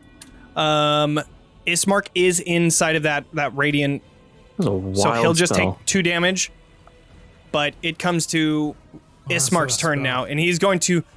All right, I'm gonna move over here, and he is going to attack this Zambo right here. Wouldn't the arm be in it too? Just saying. The arm would be in it. Yeah, you're right. Let me just double check the amount. He's also moving out of range of one of the zombies, by the way. Oh, why'd you have to say something?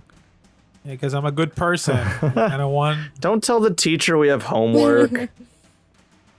It's okay. It's Ismark. Whatever. Oh, cool. So you see that Expendable.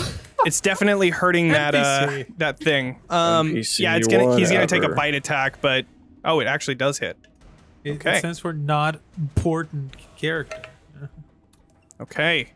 So Not he is going to focus important. all of his attacks towards this zombie that he already attacked before. His long sword attacks. Hit, and hit. So that is a total of 13, a 20, and a 12. Hit for 6, 4, and 4. That is going to be 14 damage total, which completely brings the zombie to 0, but... Oh, no, that's it. Okay, cool. So yes, that zombie is dead. Doesn't look like it has undead fortitude. So, that he cleaves that thing, and then finally with a short sword stabs into the hand that's on the ground, and then he turns around to face the other ones just behind him, and that is his turn. That brings us to Estella, who is going to... She is going to, again, attack the same one that she hit before, just trying to get rid of some people here. And I'm not entirely sure if I want to do Divine Smite just yet, but 16 hits. Let's see. She's going to use Divine Smite as well, just to try confirm, and finish her off. Or them off, the zombie. She doesn't have help anymore from Luna, right? Because it's already been used. Or is... Well, technically, I don't think I used it yet. But... Well, okay, sure. It's up to you. I mean, doesn't matter because she hits anyways. It doesn't do anything else. So, with that 16 damage, for sure, takes out that other zombie, and the leg seems to have gone away as well. And for that, she is going to... Yeah, she's going to stay there. Katya. Just smack him. All right, smack him. I hope I smack him good. Bam. 8 damage. Oh, you That's smack him good. That is decent. All right. Smack him decent. Smack him decent, and then I'm just gonna bolster up. Wait for... Oh, right. What did I roll for your person? Did I? I don't think you did. Okay, I did not, because of the last attack.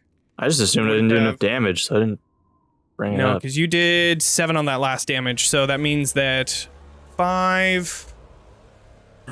You see the leg fall off, so nothing really much there.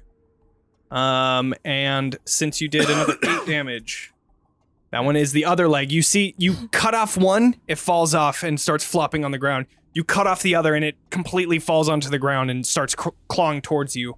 But you did some decent damage here. It's looking extremely rough. All right. That brings us to Grimm. Yep, I will hold up the shield, and I'll kind of like look behind me. Hey, Johans, you help out, please. And I'm gonna take the dodge action as I try to take their attacks. Sounds good. Okay. Irena. Irena is going to finish what she started. 2 rapier attacks towards this one just next to her. 21. Whew. Dang. So a 21 to hit, dealing 7 damage, and a 10 to hit, dealing 10 damage. Total of 17 damage. That thing goes dead immediately. And with that, Irena is going to move over towards... No, she's going to stay there for now. There's no reason for her to move just yet. Okay. Johans, you're up. I'm going to look around. I see that everybody else is kind of handling it. And I'm going to... do I need to see for this particular thing? Well, if it's any It has help, there's some light source coming from a certain barbarian. No, Yeah. no, it's just I have an AoE spell, but it has to target one creature within range. Is the problem? Fucking hate that. So useless to me. What the fuck is wrong with you? Am I taking my turn in tandem with Luna, or is it technically happening directly after? Basically, like you can do it at the same time. I would allow that. So if you wanted to have Luna help you do something, then you can do that. Okay, so here's what I want to try to do, and you tell me if it's possible.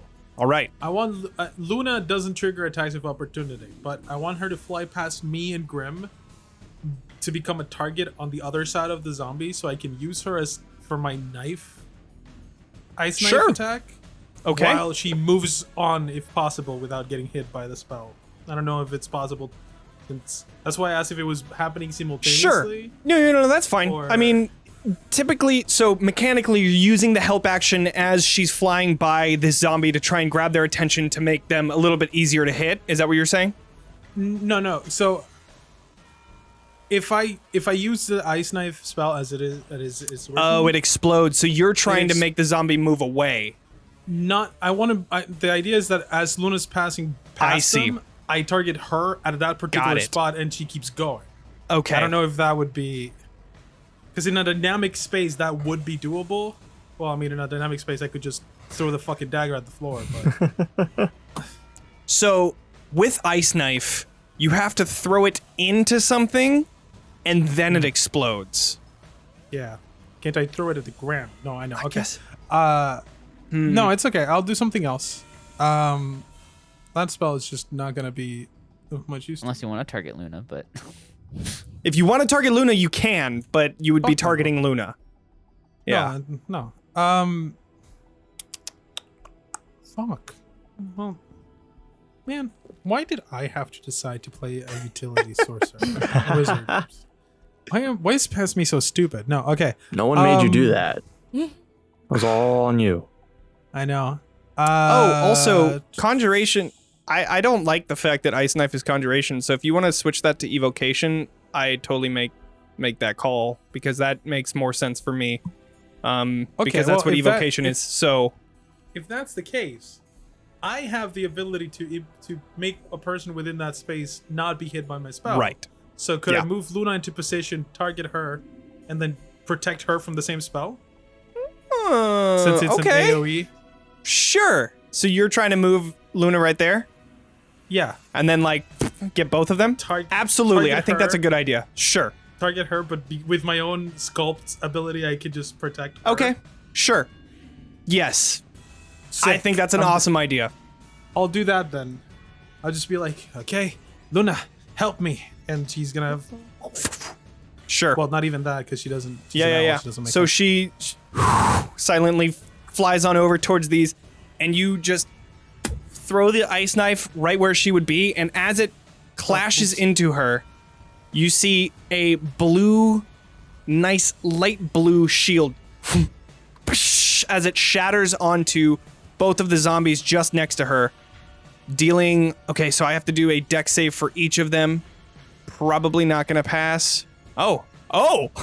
Both of them pass with a 16 and a 15. But it looked All right. really cool. see, So do they fucking take damage. It half? was really scary. They don't they take take any half- damage. They don't take any? it's cantrip. No way! No, Ice I Knife love is a it. first level, but This is a level 1 spell. and that it fucking sucks. Oh, It's such a fucking crap so spell. you see the icicles from that shattering explode out and go into the side of the ground just next to it, and you also see some of them going into their back, but they don't seem to be phased by it whatsoever. I like sake. the Fine. idea of me calling for John's help, and all of a sudden just a little ice knife shoves right between my legs. That's exactly And then how shoots he's it right casting under it, you? too.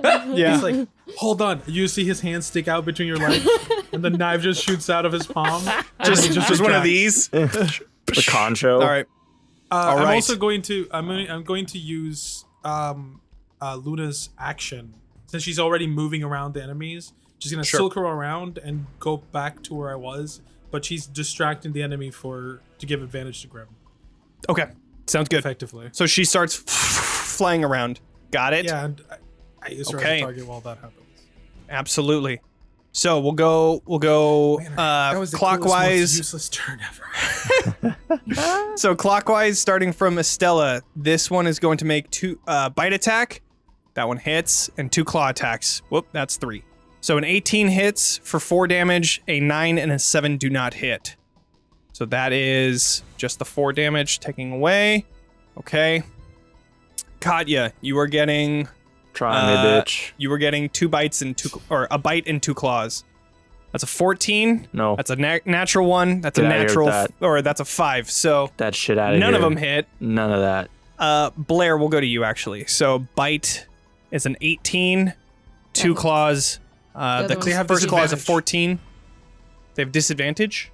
Because I'm concentrating on giving her protection from evil and good. Right. Okay, well, then a 14 does not hit on the first one, a 14 doesn't hit, and a 5 does not hit. So you see this thing try and claw at you, and you instinctively, even in your rage, don't want to attack it or even block their blows. But as it claws into you and almost bites into you as well, you see a sheen of blue come up and shield you from this zombie as it bounces off and then continues coming towards you right after. You feel slightly chilly too. Slightly A little chilly. bit. Yeah, you see a little bit. You see a snowflake come down from where it attacked. Fuck yeah. All right. And Grimm, you get all of these at disadvantage. So 2 bite attacks. 14 probably doesn't hit. Nope. All right. And 4 claw attacks. None Let's of them go. hit. So Blank, 8, blank, 14, 14, 14, 12, and a 5. None of them hit. Right on. Okay. Look, if That I'm ends their useless, turn. so are you, Johnny. Yeah. All right, Blaire. As Okay. you stand there, you now steel yourself and you see the zombie just in front of you, your radiant consumption burning its skin away, and you can start to see the gums and the teeth that are now in front of you just rotted. With molten What do you do? tears, I attack with my molten halberd tears. with rage and radiant consumption added to All it. right. Nice. Sweet. So that is... Damn. It's a big hit. 18 damage on this thing. And don't forget your other ability that you get, where you get to roll the d6 or whatever because of your barbarian thing. The Divine Fury? Or... Yeah. Oh, I didn't know I could do that as well. Yeah. It's well, anytime you hit an crap, enemy. let's add that on there. How do I do this? Probably that? Probably that. Nice. Another 4 Jesus. damage. This thing is looking hurt. Like, woof. Okay. Oh, it also and now, takes another 2 damage, but so do I. Oh, I already did that damage already. Oh, okay, so cool. you are all good. So let's roll that d20 to see what happens. Is that damage Um, resistant, or is that radiant damage that wouldn't apply? It's radiant Okay. damage. Yeah. Oh, wait. Stupid question. Hold on a second. I do have a thing for... I'm resistant to radiant damage. Oh, so you've only taken 2 damage total. Oh then. yeah, you only take 1. All right. What a cool You see a claw. thing. You see a claw fall down. As you cut into it, you see its left claw fall down just next to it. And it looks like it's gonna skitter towards you and try and claw at you. Jeez, are you done? I think I'm done. Anything else you Cool, wanna right do? on. All right, Ismark, seeing that you pretty much handled that one, he is going to come over to flank this one and help out with this. The 20, it's an 18, and a 24, all of them hitting, dealing 14 and 22. 22 damage to that one. Jesus Christ. These are just smashing this. Estella is going to use her mace to try and finish this thing off. Let's see. Oh, Wow. I jeez, think natural Estella does it. 20. Woo. Okay. So natural 20. I didn't do the what's it called, because this thing just completely just breaks. Every single rotting bone in its body is gone as her mace just crunches into him. All right. That thing is gone. Katya, Rip. you are up. I'm gonna try and do the same thing. Hopefully, just as good. And I hit it with my sword. Okay. 11 damage. Nice. 22. Zoom hits. That does it. You just He's dead. right into the head of this Well, zombie, and it is actually, gone. I just like kick him away. He's like on the Sure. ground, no legs, Yep, right? Just yep. Kick him, and then Kick him, I'm he's gonna gone. action surge Okay. and run over here to smack this zombie as well. All right. Sounds good. Oh, I have things down here. Bam! Another 11 damage. Kablam! Damn! Another 11 damage. Jeez. Okay, let's roll a d20. Take that, zombies. Okay, 16. What we got here? All right. Is that good or bad?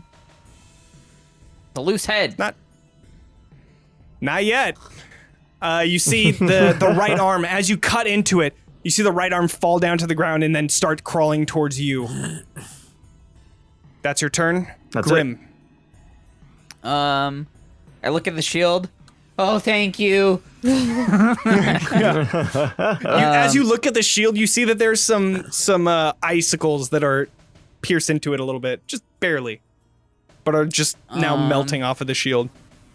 I am going to I'm gonna just continue trying to absorb some of these attacks and kind of like urge them on as I continue to dodge. Okay. All right. Brings us to Irena. Irena, seeing Katya jumping in there, is going to do a nice sweep move where now she has some flanking and she's going to try and pierce into this one and kill it possible. So there's 2 rapier attacks. Nice. A 19 and a 23, dealing, that is 15 damage. Unfortunately, not enough just yet. It is barely hanging on. So, Johans, what would you like to do?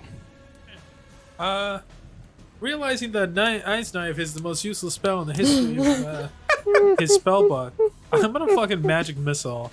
Okay. Where are you magic missile? Before you do the damage, which ones are gonna go? That way.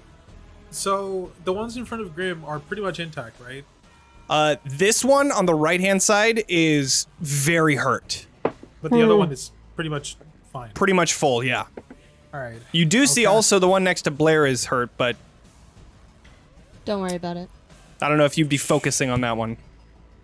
I'm focusing on the person that just asked me for help, basically. Sure, absolutely. So yeah, you see that the one on the right is very hurt. You see 2 rapiers currently pierced through both its torso and its head from Irena. I'm gonna cast magic missile. Second level. Okay. What are you doing for those 4? I'm sending one to the one that is between Irena and Grimm. Okay. And then I'm sending the other 3 to the one that's Sounds good. intact. All right, let's see the first one. So this is the one for the one between Irena and that's the wrong button. All right. Unfortunately, as it goes off of its torso, you see that it is still just barely hanging on. Its left arm is just hanging off barely, and it's trying to attack Katya. It's okay. Then the other 3. Okay, so that's a 3. It's 5. And another 5 damage, so 10. Nice. Okay. So that is that for my character. Sure. But I would like to once again have Luna help Grimm. Just the same way. Just absolutely. Okay. I'm gonna move Luna over here because I know that she's not actually within 10 feet of Blaire, but I was like, oh, but you're good. Okay. Oh yeah. All right, that's your turn. Let's go to the zombos. Okay. So, Blaire first. You got a bite attack. 21 to hit, dealing 5 piercing damage. Funny 11 enough, to hit. I am resistant to piercing 11 and to hit. slashing. Right, 11 to hit because of disadvantage. She's still protected. So 14 misses, 10 misses. This time you're blocking some of them, and also you could see that the claws that try and attack you also come off this magical shield surrounding Star you. Destroyer's shield, but really cold, and kind of cool. All right. I just imagine like steaming because you have the cold magic and then you got me just on fire basically. Exactly. Yes. That's okay. rad. Katya, since you are the one that came up and attacked this last one, it is going to try and try it. attack you. You won't. It's going to have the bite attack is a 6, a claw attack is a 20. All right, I'll take that. and another claw attack is a 16. That misses. Okay. So 6 and total? The little claw is going to try and attack, and that's a 16, doesn't hit. Okay. Still a miss. So, that is just 6 total. Yeah, and then Grimm with disadvantage. That is a natural 1. That is a 16, and that is a 12. Or 10, sorry. hit. All right. That ends their turn. Blaire, at the start of your turn, it takes 2 damage from your consumption. Really quick, I And just it is your turn. realized, has Estella been having a turn?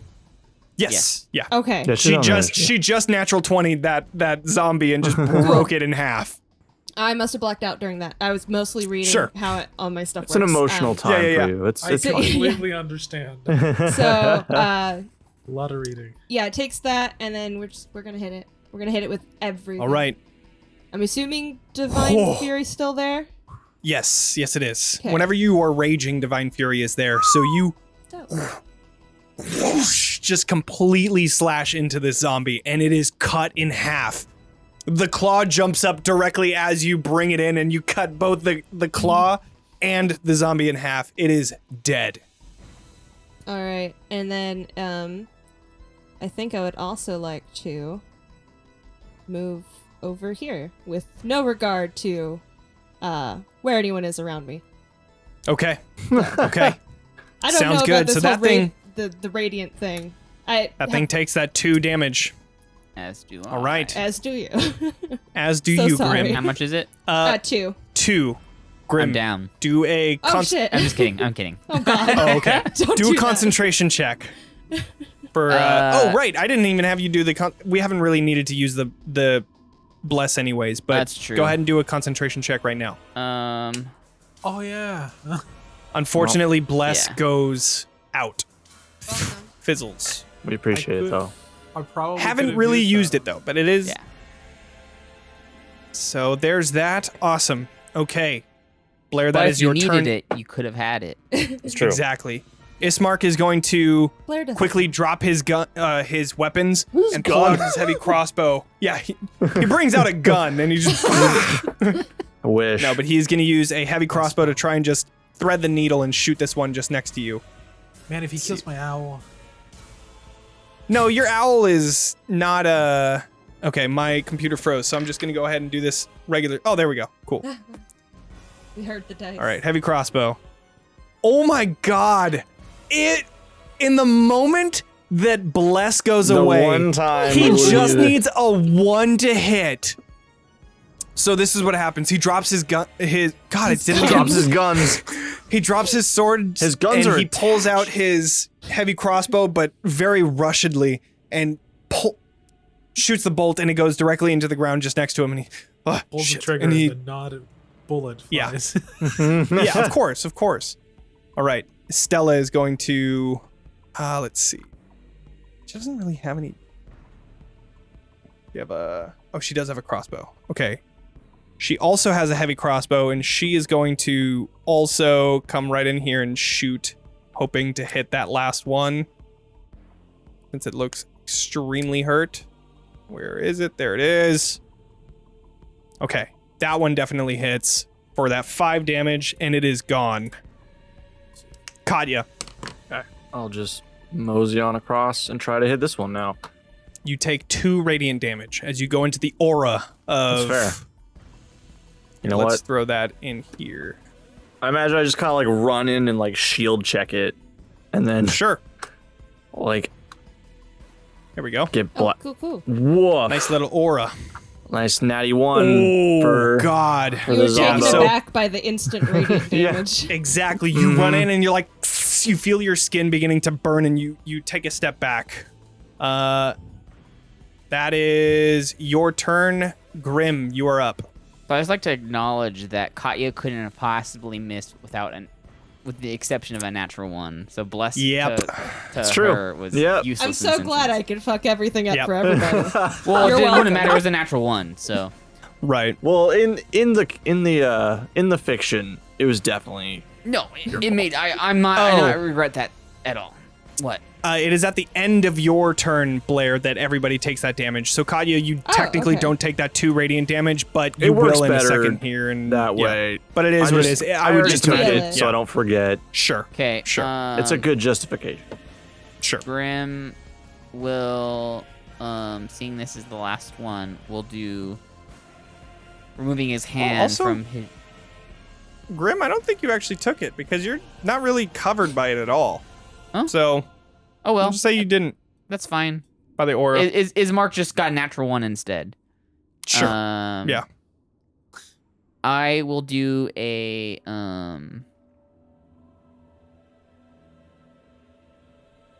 surround it onto this side, but I don't leave Okay. its range. Well, actually, then I'm in it. Never mind. I missed it right here. Sure. I move my hand out, and I kind of like do like a up underhand thing like this, and I'll do Sacred Flame. Awesome. Alrighty. It is going to do that. Dex save. Natural 20 to give him an 18. How are they rolling so well on Dex? This is ridiculous. Oh my That's so gosh. funny. They don't take So half damage funny. either, do they? They don't take any. No. Yeah. All right. Savage. Irena is going to... Yeah, she's going to run in there. Because why? What else? She's going to use her 2 rapier attacks. Oh, natural 20 on that first one. Nice. Nice. Okay, so that's 15 damage. And on that second one, a total of 12 damage. Damn. My goodness. So, 27. Whew. Thing's probably dead. Irena is just We're no. keeping the her. zombie slayer. She's staying with us. So, okay. So she comes running just Strahd next to should you, be Grimm, and as scared. she does, she pierces into both in the head, pull off the head, and then throw it as she's sliding outside of the radiant consumption aura. And that thing is gone as she slides back over to here. And that concludes the combat. So, Ooh. let's move back into our GG no re. Quick moment. GG no re. Our Sired's great battle music is absolute fire. It was. It's so good. It's so good.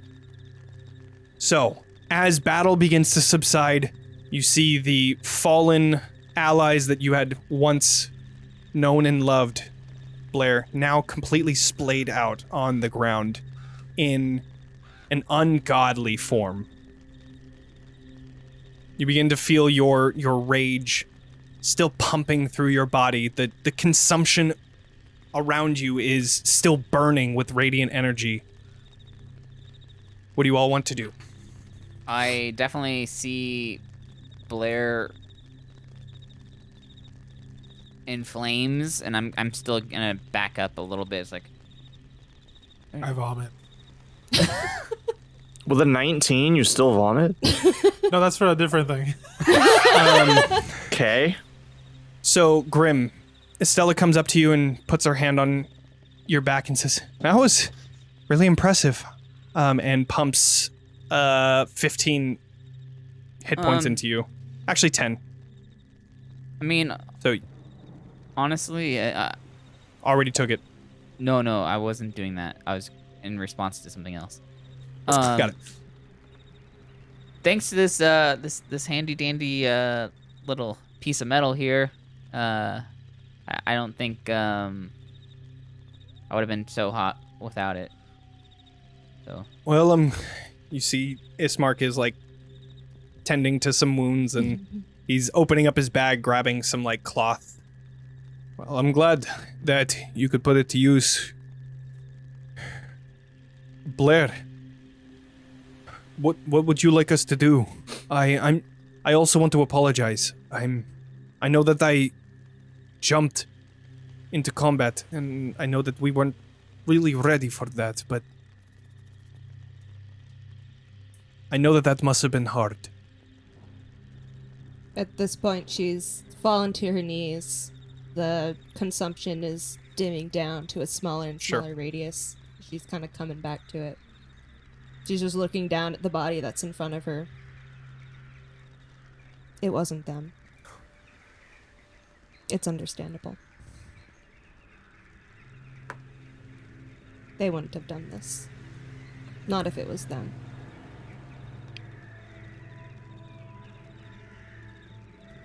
And she's just gonna kind of lean forward and lay down her head on the chest of this body. Sure. Be quiet. One of the things that you notice is that, yes, they are all part of your troop, but there's one missing. And that's your commander. You notice that he is not here.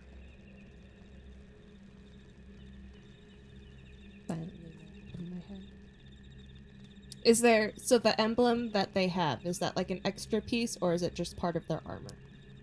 It's like an extra piece that was kind of attached to the armor, but you can take it off if you put some time into it. I think I would like to do that. Sure. I'll start. Estella will come up to you and start helping as well. As they're doing that, I'll go around the circle and grab the bodies and pull them over to sort of collect them in one spot so we can start making graves. Sure. I want to look around to see if there's anything else that seems to be occurring in the clearing surrounding us in the tree line as I kind of... Okay.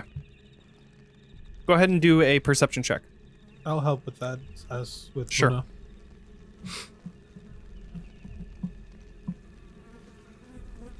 14 and a 25. Almost a natural 20 again.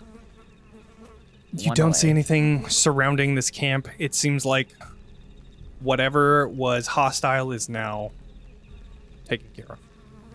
I imagine I would have, as I see Johan's kind of send Luna out, I would kind of, as I finish the circle, I kind of raise my hand to see if Luna would come land down as I walk back to Johan's. He does. And then I'll walk back to you, Johan's, and I'll kind of set Luna back down onto the ground next to you.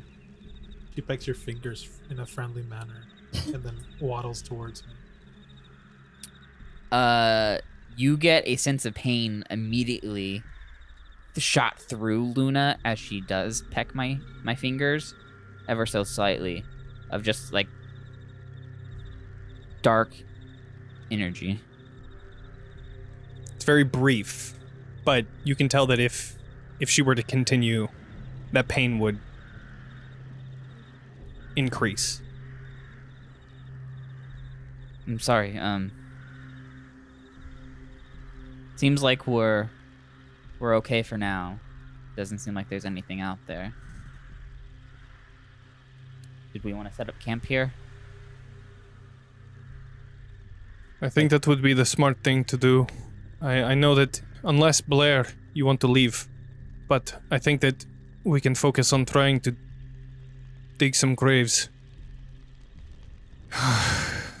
This is yet another funeral that we have to have within these 2 days. I'm so sorry that it had to happen to you.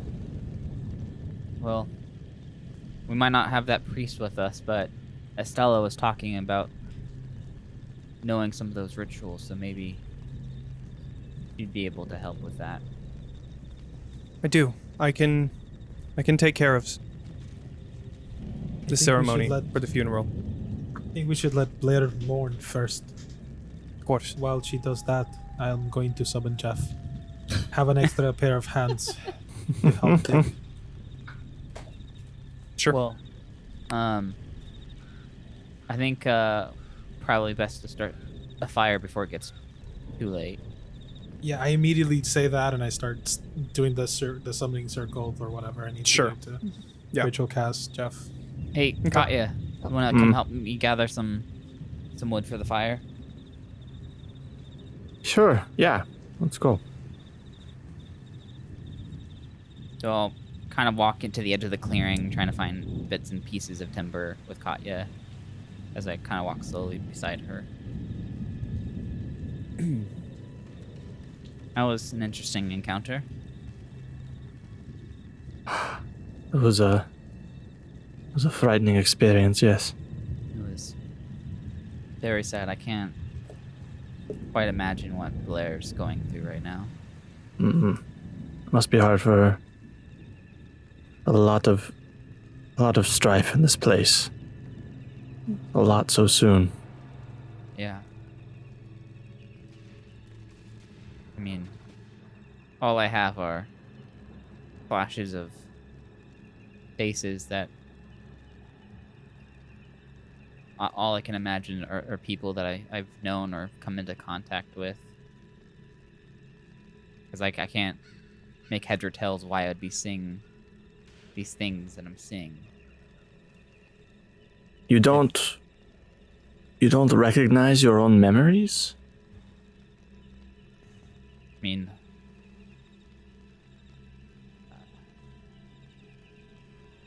I don't even know what they are.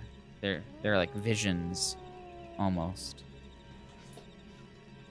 I can't tell if it's me or I don't know. I don't understand, to be honest, but I'm sure in time it will all become clear. I hope so.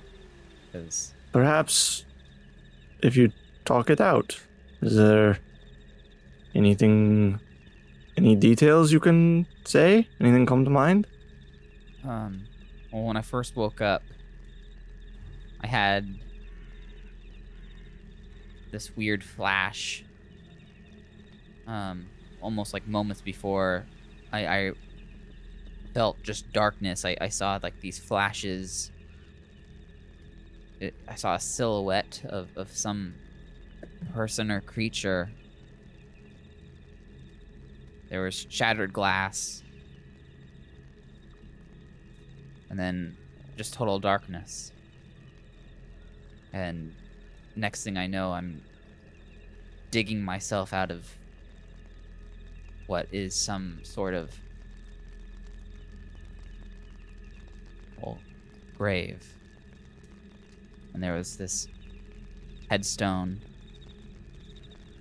and who knows how long I've been down there, because the name was all worn, and the only legible part was the name Grimm.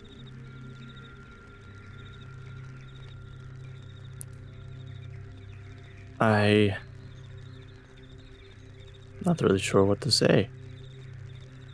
I think we can both agree that nothing about that is natural, but I don't think it needs to be a bad thing. You're here now, and you have a chance to figure out this mystery. That's true. But ever since then, I've been having these flashes, almost similar to like the one with the broken glass, but they're more visceral. And even last night, a couple nights ago, when we're in the house, I was running, and all of a sudden I jumped off a cliff. These visions are definitely becoming more common, it seems. So maybe you're right. Maybe these are my memories coming back. I don't know. Are they always the same? Always the broken glass, always running off the cliff? No. They're always different. I pick up a stick, kind of raise it up. I saw something last night, and everybody was asleep.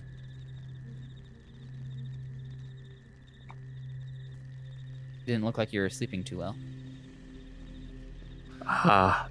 Yes, I was, just a headache, you know.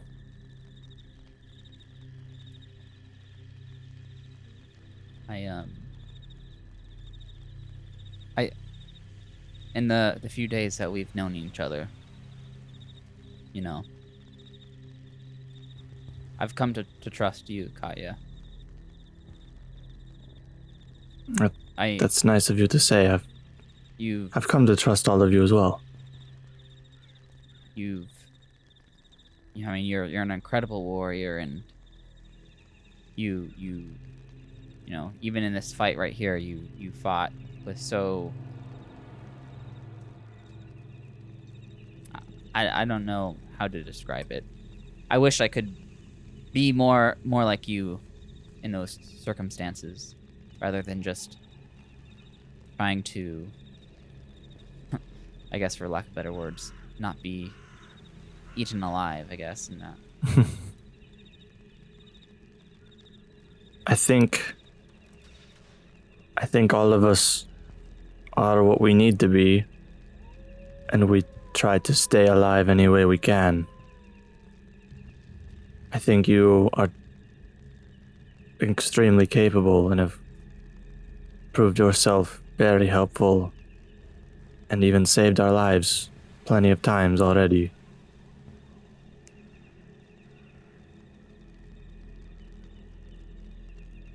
I also noticed something else. And I kind of like gesture to like your mouth area. I noticed you have some fangs, I guess. They were kind of poking out of your face. You were writhing around quite a bit. It was... I don't think I normally would have seen it, but my eyes have been adjusting to the darkness a little bit more than normal. Yes, that's probably one of your visions. You're just probably having a weird hallucination again. It's one of your one of those memories you've been having, maybe? One of the monsters? Do an insight check on that. Okay. So, Katya, do a deception check. Okay. 14 on insight. No, you see right through it. With a 10 on Katya's deception. I'm definitely like avoiding eye contact and just like yeah. I kind of have like my mouth up to my hand Right, on my yeah. mouth, like, yeah, that's weird. I don't know how you're seeing weird stuff. Look, Katya, like I said, I trust you. If you have your reasons for hiding what you may be hiding, I understand. But just know that I'm still gonna have your back, no matter what.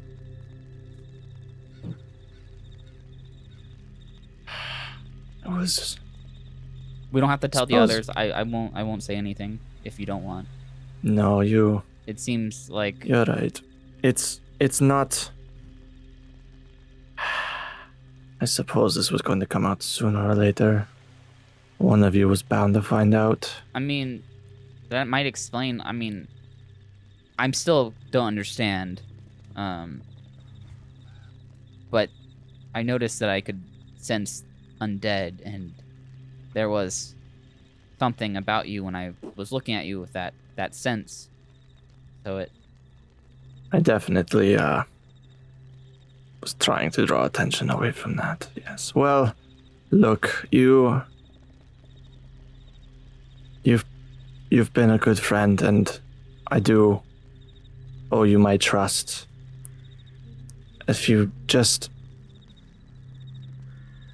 And I'll, like, reach up and pull my collar down to, like, show off 2 bite marks on my collarbone. Just, like, kind of a little lower, like, right here on the collarbone, like... Yeah. I kind of, like, urge Katya to keep walking so it doesn't look suspicious if we keep picking up sticks. Mm-hmm. When did it happen? It wasn't long before I came into the mist.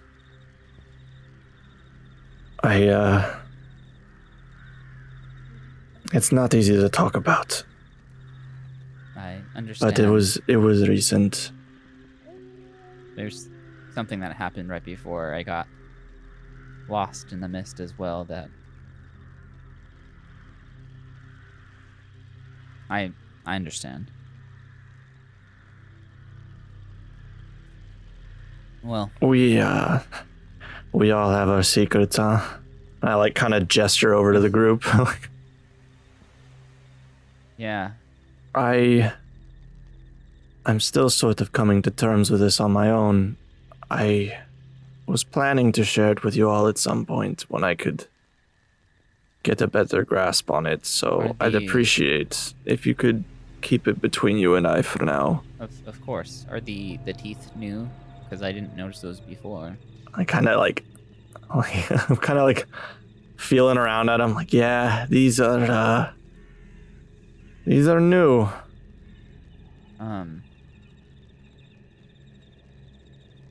Well, I will 100% keep this between you and I, but with your teeth becoming more pronounced, it's only going to be a matter of time before they notice. Yeah. It might be better to get ahead of that. You're probably right. Not exactly an easy thing to bring up. I think... Especially with everything that happened yesterday morning. Yeah, I was just thinking, I think you'd be probably fine with everybody in the group, but... I'm worried about Irena and Ismark, thank you. Yeah. I was thinking that as well, that... People really don't take kindly around here. Which makes sense. But anyway. The others are probably gonna get suspicious. We should probably head back. You're right. Thank you, Grimm. Of course. Right. So as you all slowly begin to make your way back over towards the camp that has been set, you bring some wood with you, and you see that Irena and Ismark have been working hard trying to dig out some graves, while Estella and I imagine Blaire have been trying to gather the bodies. Johans, you have finally casted your Jeff, and yeah, so what do you guys want to do? As soon as I cast Jeff, I'm gonna head over to Blaire with Luna. Sure. And I'm going to offer her Luna and say, Luna has brought me a lot of good feelings on my darkest nights. You should, if you so need her, she can bring you that too.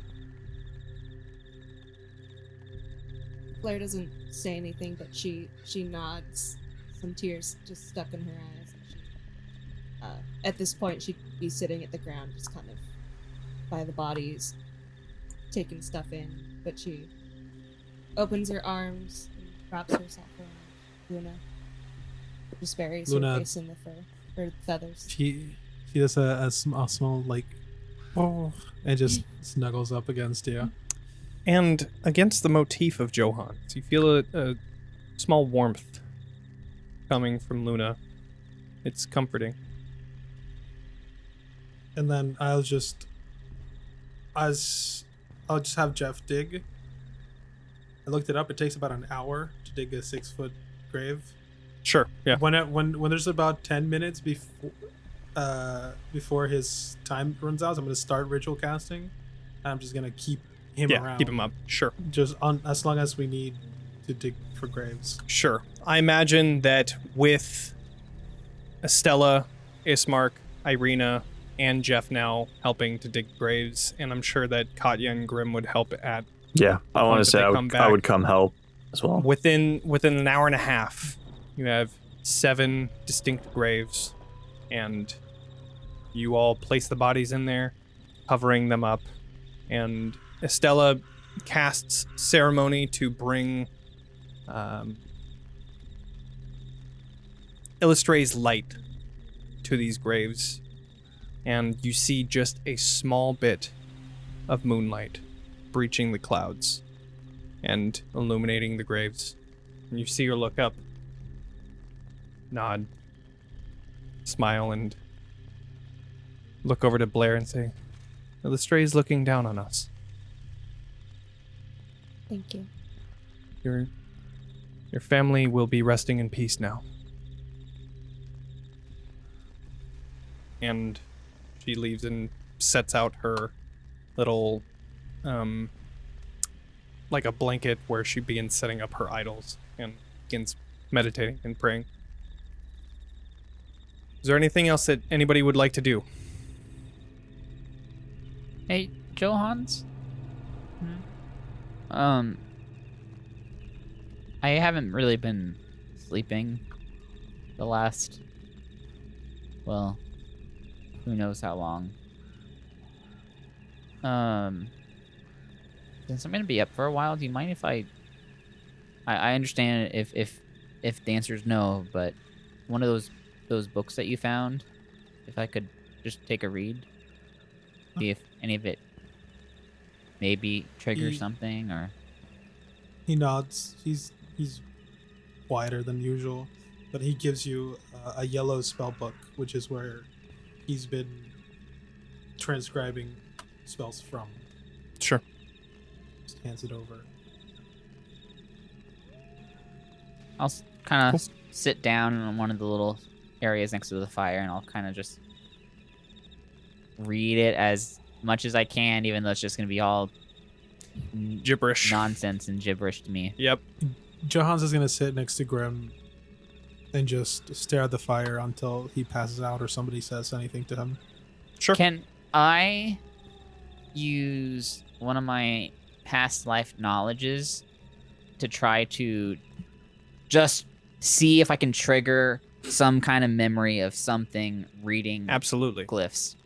Okay. So, before that, does anybody else want to do anything? If we're just hunkering down for the night, I'd like to do something that my dumbass forgot to do last night, and I'm going to start carving runes into my sword and shield. Okay. Sounds good. So as you do that, everybody begins to bed down, and Grimm, during the night, you look through this spell book, and page by page, you see arcane sigils and almost nonsense to your mind. And then you turn to one page that flashes in your head, and immediately you're taken into the vision of somebody that's looking through a spell book. Flip through a page. Flip through another. And look towards a giant crystal tube, inside of which you see a form in this clear liquid just floating. You turn back to the spell book, flip a page, and then your vision goes out.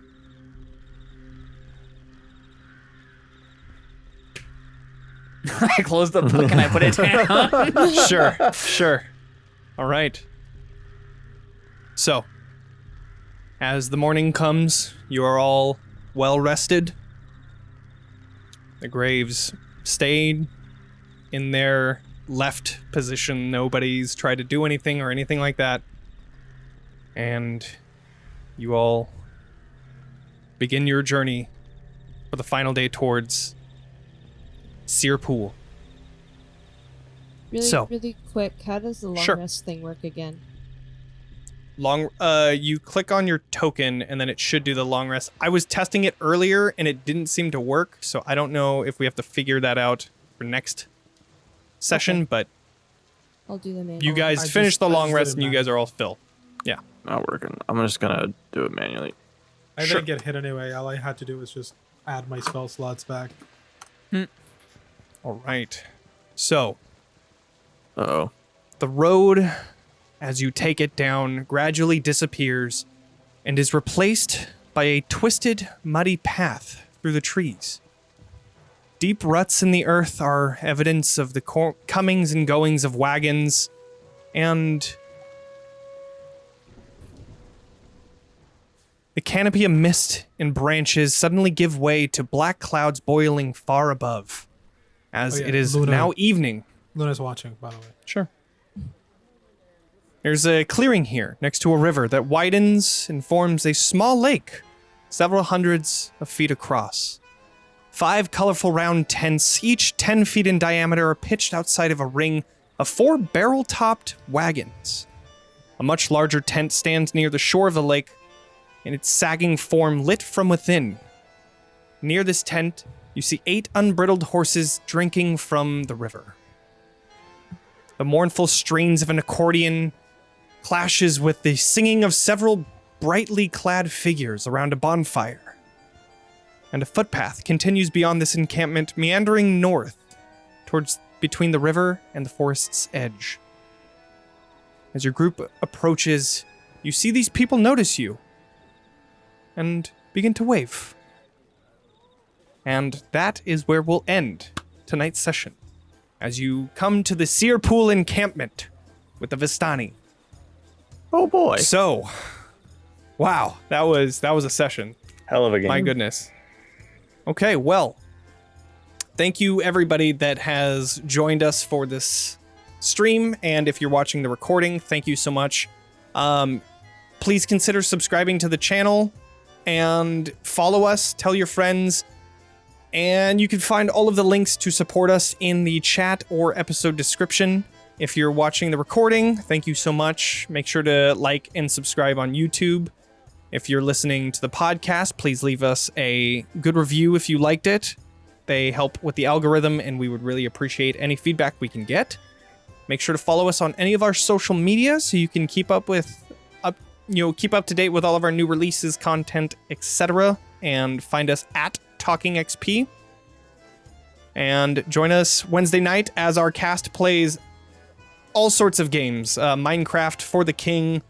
We're thinking about playing and streaming. So yeah, join us for that. And again, thank you all so much. Make sure to level up, and we'll see you next time. Also, just side Next note, Monday. Sabrina already said it, but Sirenscape is really banging right now. Oh, yeah. Yeah, Good shit. it's good stuff. Oh, yeah. Bye, Good stuff. everybody. Check it out. Bye. Thank Bye, everyone. you.